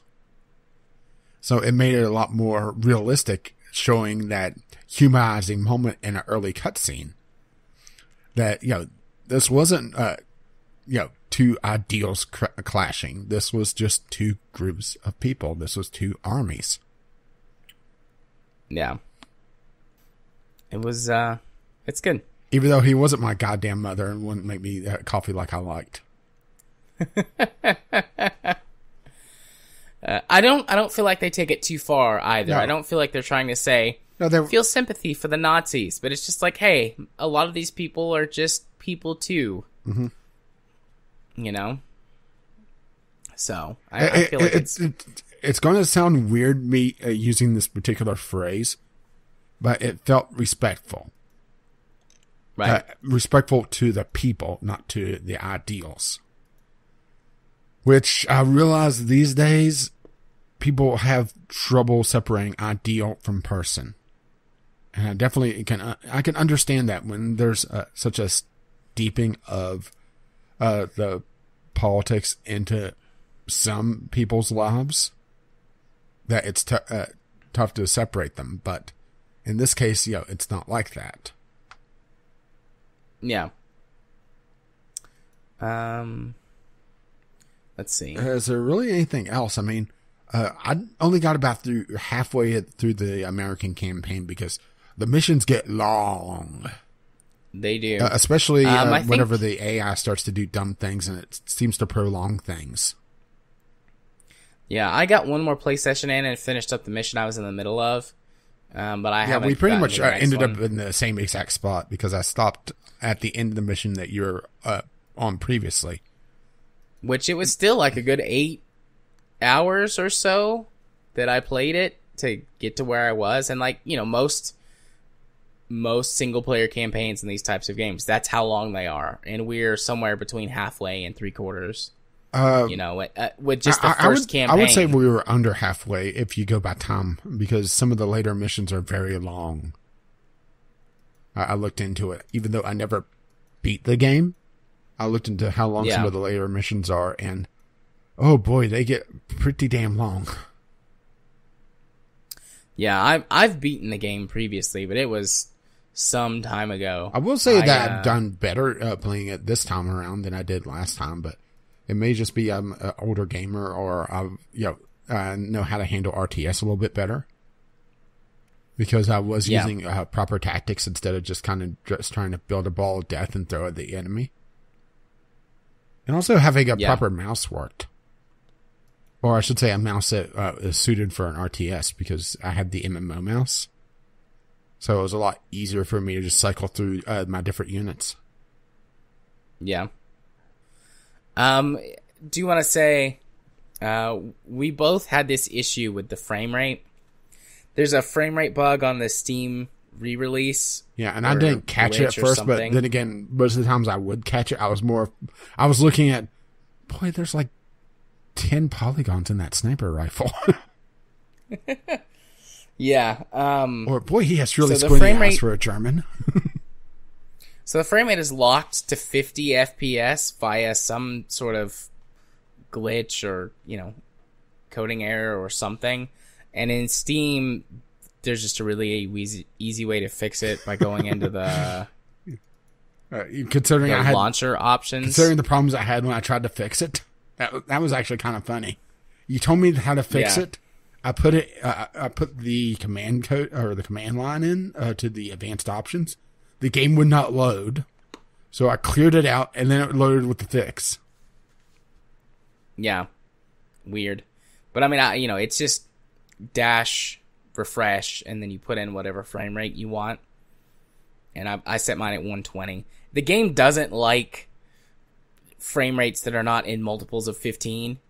Like, it just does not do well with that at all. So, because I initially set it to 144, I was like, yeah, I'll just, because I've got a 144 hertz monitor, and it was choppy and horrible. So I changed it to 120, and then it was smooth at 120 99% of the time. But that's the only issue that I had. It hasn't crashed. I haven't had any bugs or anything. Well, why didn't you try 150?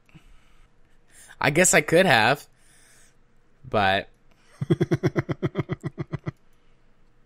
you know, 120 was good enough. Blasphemy. But yeah, honestly, 60 would have probably been good enough. Well, I was starting to get a little bit of like a fatigue, almost headache, but I don't think it was the frame rate issue. I think it was just that it required me to focus so much, and I was doing proper tactics, and because the missions were so damn long. And one thing I have a problem with, and I'm not sure if it's just the fact that I was controlling multiple units, so I was getting the same voice lines over and over again, but I was getting not much warning whenever I was getting counterattacked. So I was having some issues with that. Where, I would start getting an outpost attacked, and because I was switching between units, they would talk over the announcer, Steve Bloom, to say, our outpost is getting attacked or whatever. So I was not getting that. And the map on this game is actually kind of small to be able to catch the flashing red.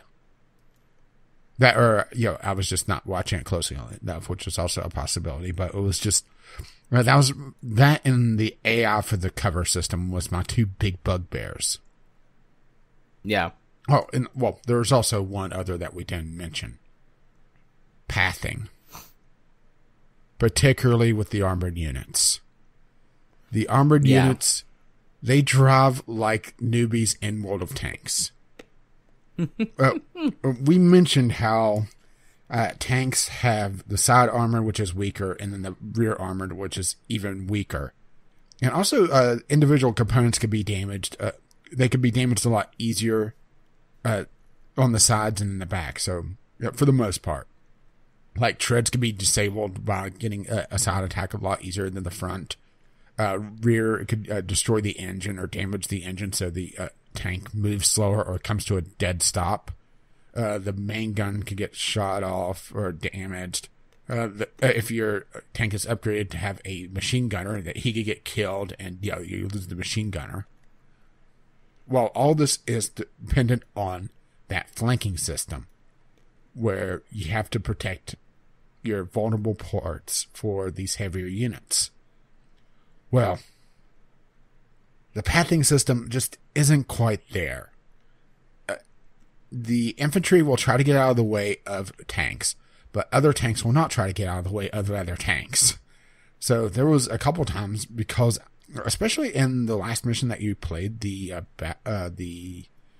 storming of the city, that particular city, because I was, there's a lot of areas where there's just snipers watching down a long corridor. I would take crocodiles down the streets and flame them out to clear out streets for my infantry to run in. Well, there was a couple times that I lost a tank because one would just turn around and start backing towards the enemy, and I would get an anti-tank shell right up the tailpipe. Or there was a couple times where I would just have my two crocodiles get caught in one another, and one would just try to wiggle back and forth fast instead of like the infantry would do and move ever so slightly out of the way of the other tank. And it was something that made me not want to use armored units that often until I was forced to it by this particular mission, just because of how utterly brain dead the pathing system could be. Infantry, it wasn't as bad. There was a couple of times that they seemed a little confused about where to go, especially when going across the map, but they usually got there pretty quickly. It was the armored cavalry that I always had trouble with. Yeah.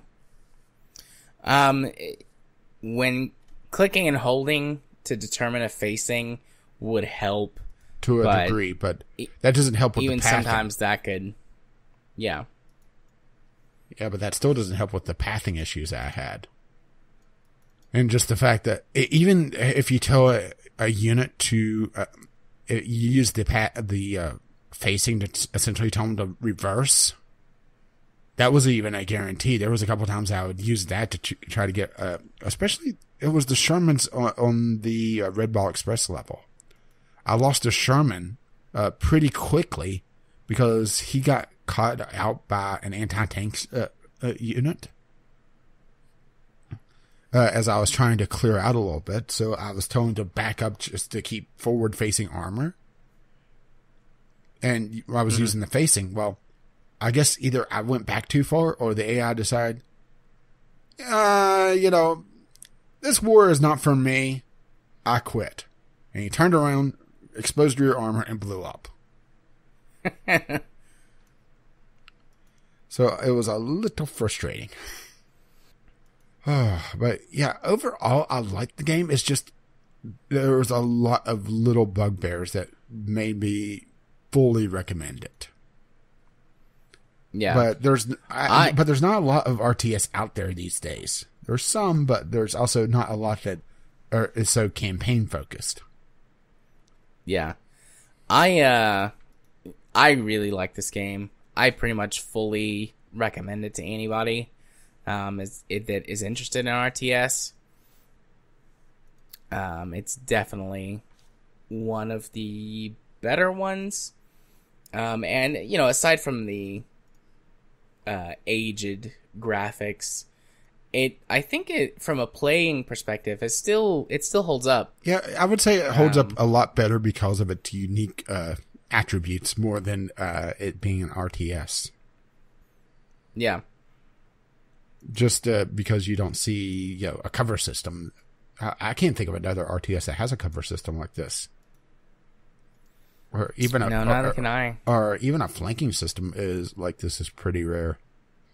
I think it pops up every so often in like the Total War games, but the Total War games is a whole different beast. So that wraps up the Game Club. I think so. I don't have anything else to say. I don't think we definitely covered it very fully. Good game. Yeah. So. The Game Club we are doing for April is going to be Stardew Valley. Yeah, April is we're going out to pasture. We are. April is a long month in terms of how the weeks worked out. We have, I believe it's 5 weeks in April to put some playtime in. And Stardew Valley is a game that I have played some before. I've always enjoyed. I wanted to play more. And when we both did because the way we pick games, we basically pick a list of 5 games, and we sort of, 3, 2, 1, here's my list, and we just compare. And both of us actually had Stardew Valley on the list. Which, by our bylaws, is an automatic win for Stardew Valley. And we didn't even have to go to the debating process of trying to weed things down. Like, I don't like that game, I don't want to play that, or I don't feel like that. That's come up with a couple games every so often that, one of us just isn't in the mood for, or doesn't feel like playing right now, which is fine. Yeah, this has happened maybe 2 or 3 times prior where we've both picked the same game.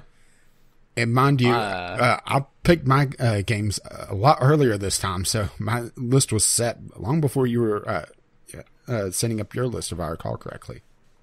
Yeah, because I did mine Sunday night before we hung out. Yeah, and I did mine Sunday afternoon. But that's part of the fun of and also I usually try to do a more odd list and have some weird things on there.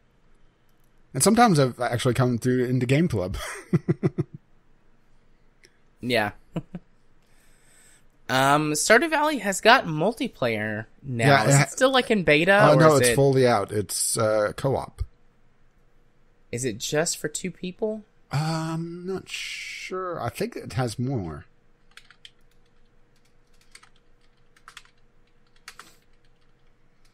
Stardew Valley's a game. I'm not sure if I would want to do co-op, though. Up to 3 controlling, so 4-player co-op. Okay. Because Stardew Valley, it could be played either very casually, just sit down, farm, maybe go fishing a lot, go mining. And also, there's different, A lot. and there's different, and there's different starting maps that you could choose now that focuses on either fishing or mining or being more of an adventurer or, a little bit of, trying to think of what the other map is now that I think about it. I'm blanking on the other map or the basic map that's more focused on farmable space. But there could be a lot of min-maxing, and it could turn into kind of like a Factorio problem where, turn around and, everything's done. There's nothing for, to do. Or, it turns into kind of almost a bossy situation. So I'm not sure if this would be a good game game. Yeah. It's something to consider. Good, yeah. I'm pretty chill about Stardew.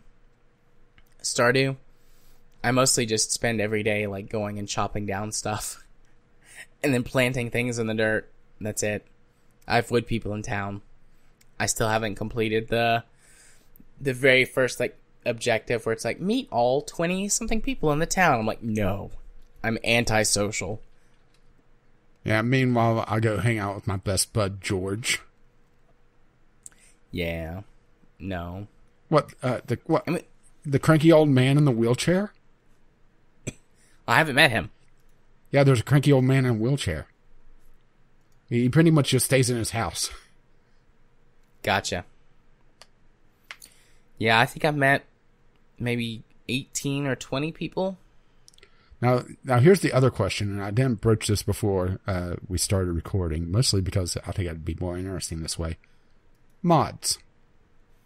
I've never actually, air quotes, completed a run, so I'm going mod free. I think I'm going to use one use mod, and it's going to, there's actually a few mods that are interesting, but there's some quality of life stuff that I think I'm going to use, particularly as you learn different residents, it fills out essentially their chart of what they like and what they don't like, so you don't have to remember it all. Yeah. But also, probably the big one is that there's a map that you could, I think base mod is you just talk to them and it fills out their schedule so you don't have to go hunt down the damn people. Mm-hmm. Which is a problem with Stardew Valley because, all the characters have their own schedules. They have their own thing. So, you could hit a situation where you need to talk to someone and you just cannot find them. But I don't really consider that cheaty because otherwise I'd just look it up. So, it's more saving me a step. Yeah. I'm probably going to look up a little, just like a quick, where is everybody so I can go meet everyone for the first time. I still haven't got down to the beach to meet what's-his-face, the fisherman. Haven't done that yet. The fabulous one?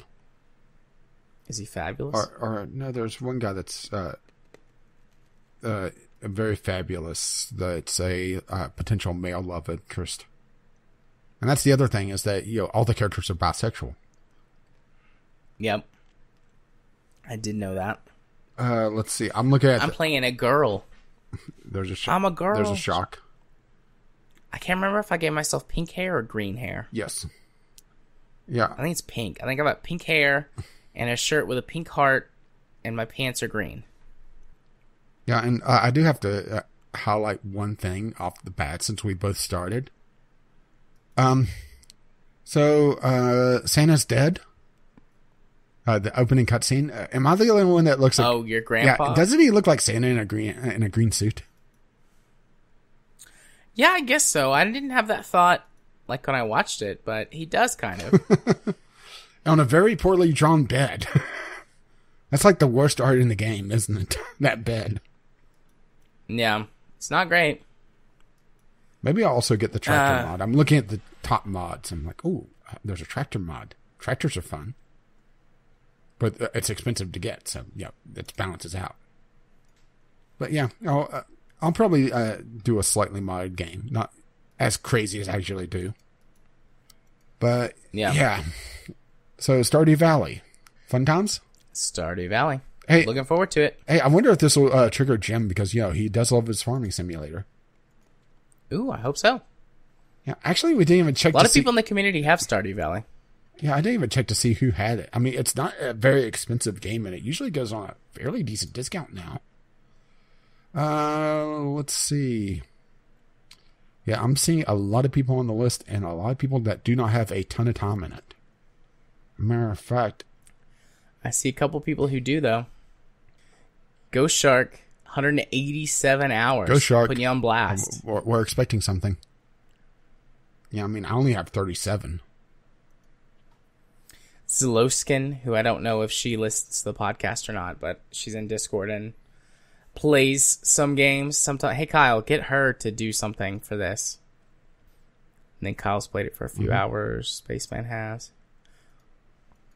I've played it for a little longer than 4 hours, because at one point, I don't know if Steam still does this or not, but at one point I played some offline while I was at my in-laws' house.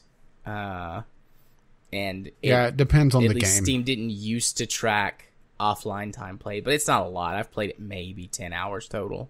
Yeah, I'm sitting at just under 40. Yeah, I have 37 right now. So I'll probably hit about 50 to 60. Stardew Valley is kind of a chillaxed game. I tried loading up on the Steam Link, and it didn't want to accept my controller. It wanted to accept the controller that was linked to the Steam Link, and I have to figure that one out. Why it's wanting that controller, because that's not a good controller. That's my old, worn-out Xbox 360 controller. It has a funky joystick on it. It needs some Viagra. It's just not hard anymore. Hey-o.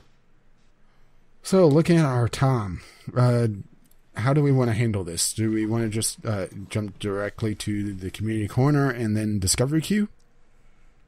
My throat would certainly appreciate that. I'm on... Oh, I don't know if you can hear the crinkling papers, but I've got like a double fistful of cough drops here. Oh, double fisting. Oh, my. Yeah, I'm double fisting it tonight. Yeah, see, I have a little, what was originally a Easter egg that's turned into my cough drop container for now. But it has a nice little dome on it, so it keeps them somewhat fresh. So, community side, we didn't have a lot. We had some discussion about the upcoming sequel to Vampire the Masquerade, which was very excitable by a fair amount of our community. Yeah, I got some big fans in there. I'm somewhat excited for it. Not gonna dig back into the whole Vampire Gameclub discussion. Generally, I liked it, and generally, you did not.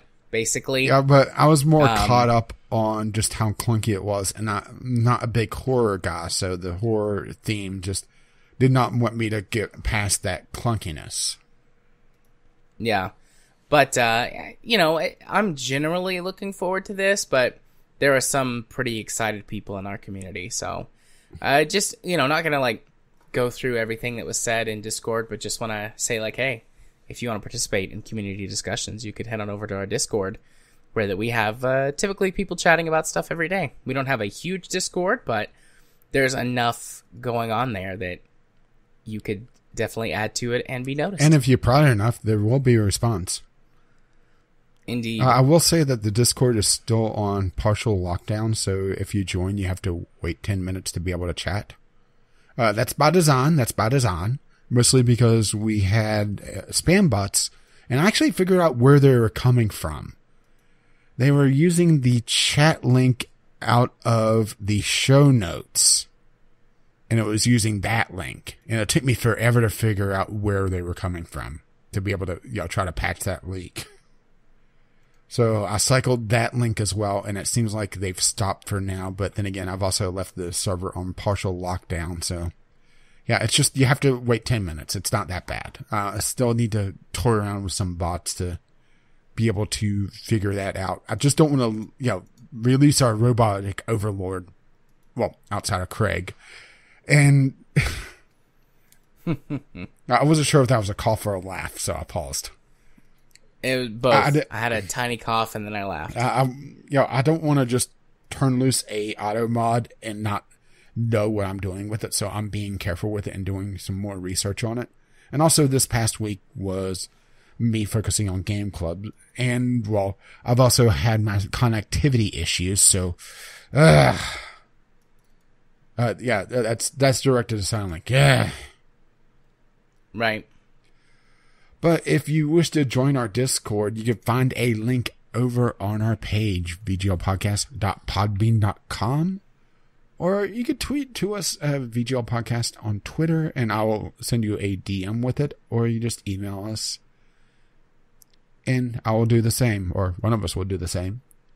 But you could also contact us about topics, about questions, or whatever you wish on those channels. So, doobly-doo? Indeed, for the Discovery Yeah, Queue. it's been a while since we did this. Ooh. This looks like it's up my alley. Possibly. Workers and Resources Soviet Republic. This is real-time Soviet-themed city builder tycoon. No, I've seen it before. I was chuckling at what I just picked. Where's the Discovery Queue? Let me look. There it is. Yeah, I've actually put in for review code on this on another site. But yeah, it looks very interesting. It's sort of a Sim Town-esque almost. It's not full Sim City, but it's not The Sims either. And it really depends on just how the scale goes. It looks like it's rated fairly positively so far.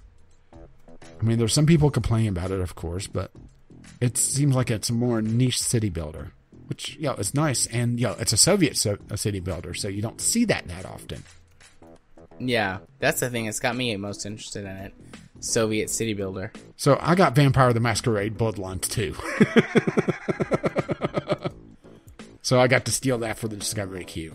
I do have to say that graphically it looks a lot better, but it's more... That's a very nice fire effect, actually, in that screenshot. But it's more going to be how it plays. How do they handle it? And also, since I didn't beat the first one, am I going to be lost in this? So, yeah. And I just got Workers and Resources as my next Discovery Queue item. So, you got another one? Not yet. I got something that looks interesting. I got something that looks very interesting. This may be up your alley. We the Revolution.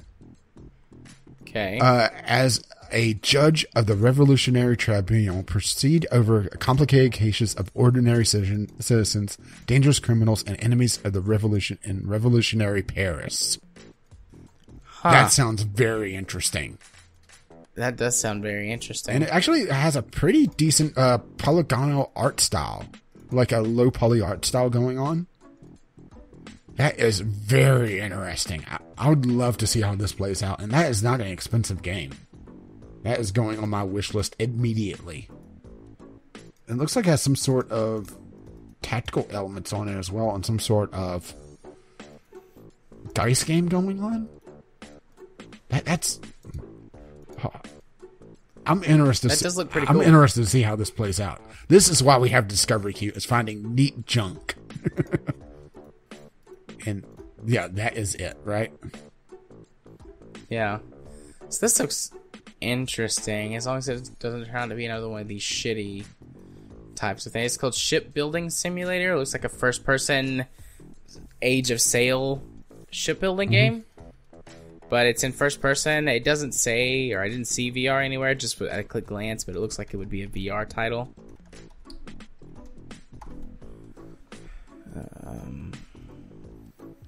Yeah, I don't see anything on there about VR.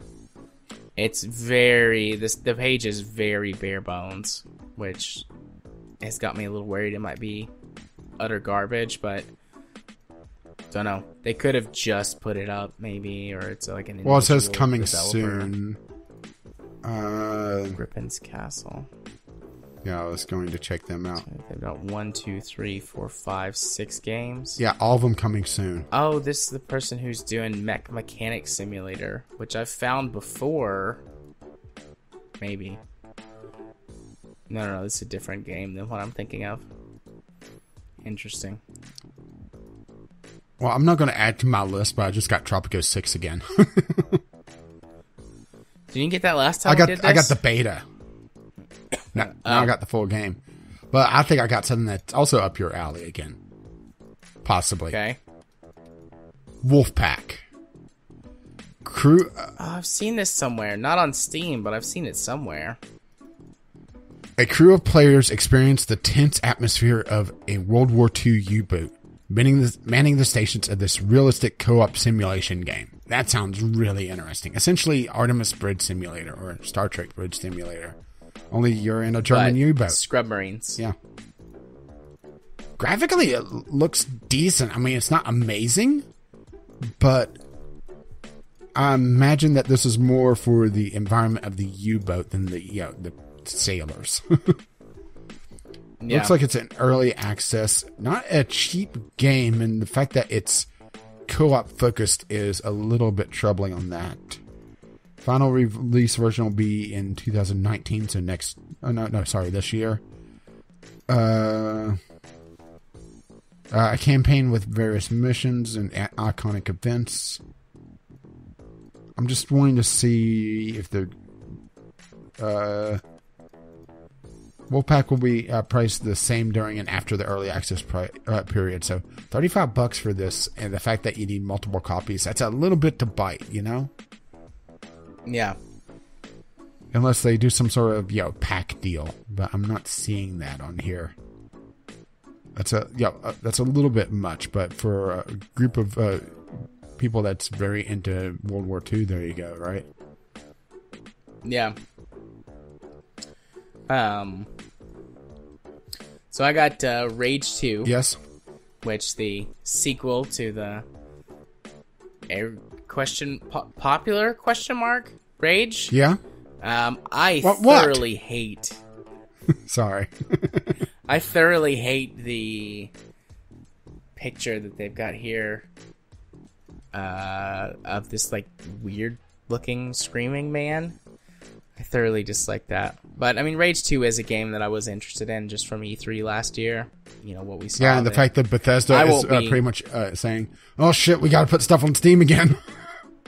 Yeah, I won't be buying it on day one. I never buy games on day one. The original Rage, well, that's not me, had some very odd technical issues. It had a texture streaming issue where it was constantly popping in textures, and it was trying to do texture streaming, but it seemed like no matter what hardware you used it on, it never was fast enough, and you always had frame rate dips, and you always had weird pop-ins and everything.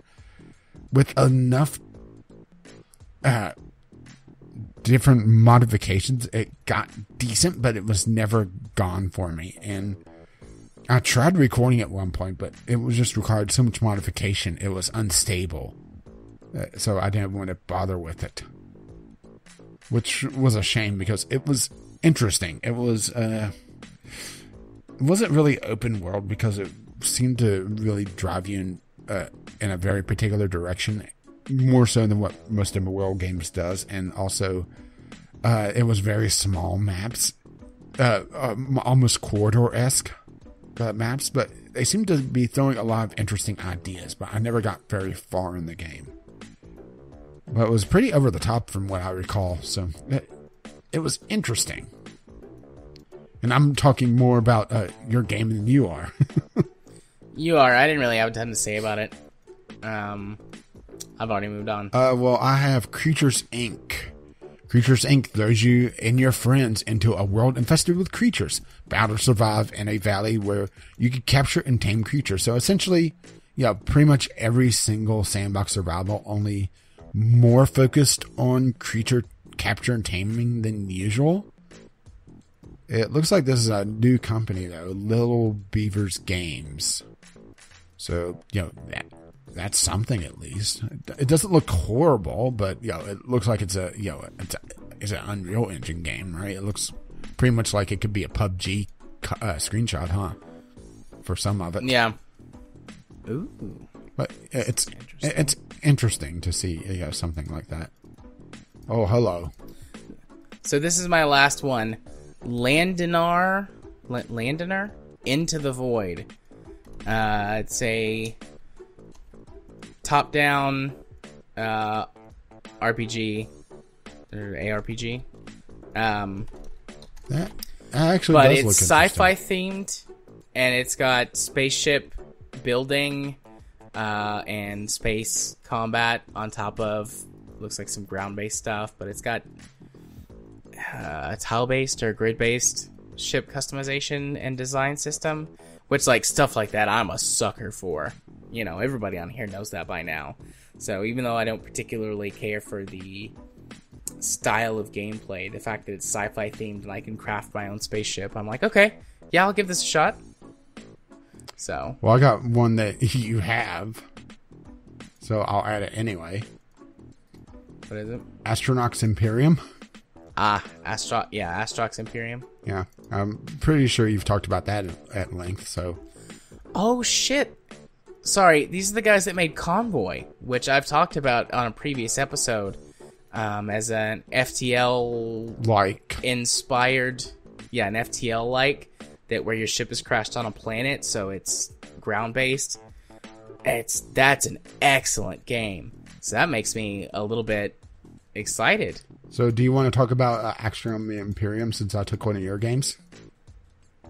If they want to hear about that, they can go all the way back to the beginning where I talked about it for like 20 minutes.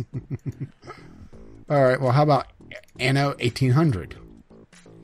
Didn't we have that last time too? No, I had. You had that. It's my turn. So, it's an Anno game. It's going back into the past, which honestly, I think I would prefer Anno in the past rather than sci-fi, just because it offers more interesting designs, I think. Plus, they're going into the Industrial Revolution, which is, an interesting time frame because, it's going from the Age of Sail into steamships. And it looks like they're having unionization issues as well. There's some interesting things around this time period that they can toy around with. Not saying I'm opposed to them being sci-fi, but I haven't been able to play the sci-fi ones because Ubisoft has been kind of dicks with their DRM. And I didn't want to support that. Yeah. So, yeah. And that's a porn game, so no. And it's one that's not on your wish list, so I'll skip it. And leave you wondering. That's fine. So, yeah, once again, about half my half my discovery queue is pretty interesting stuff. That We the Revolution. I want to play that. Yeah, that looks cool. That and Wolfpack if we could get a group, but that's quite the thing. Did they say how many players that was? Because I wanted to go back over that. They don't say how many players. Oh, they do have bots to replace absent players on the feature roadmap. Hey, an in-game voiceover IP. To be fair, I think most people would be using Discord anyway. Yeah. So that is the discovery queue. But you did get me rather confused by keep saying rage. It confuses me. Stop doing that. Rage. What? Rage. What? Well, that's no longer funny. Shall we continue on to another part that isn't funny? Yeah. What is it that I say now? Hit him with the socials, Rage. So, if you wish to contact us once again, you can do so. VGLpodcast@gmail.com with your letters, voicemails, game-related topics, or just tweet them to us, VGL Podcast. Our lovely show is funded by our lovely, lovely patrons. You can find out more patreon.com/VGL Podcast, which our Podbean account is also funded by our lovely patrons. VGLpodcast.podbean.com, which has links to all our stuff, even though my stuff is pretty absent at the moment just because my upload is all over the place. Let's just put it this way. To upload the video for the podcast, it took me something like 8 hours. So I didn't want to risk it again.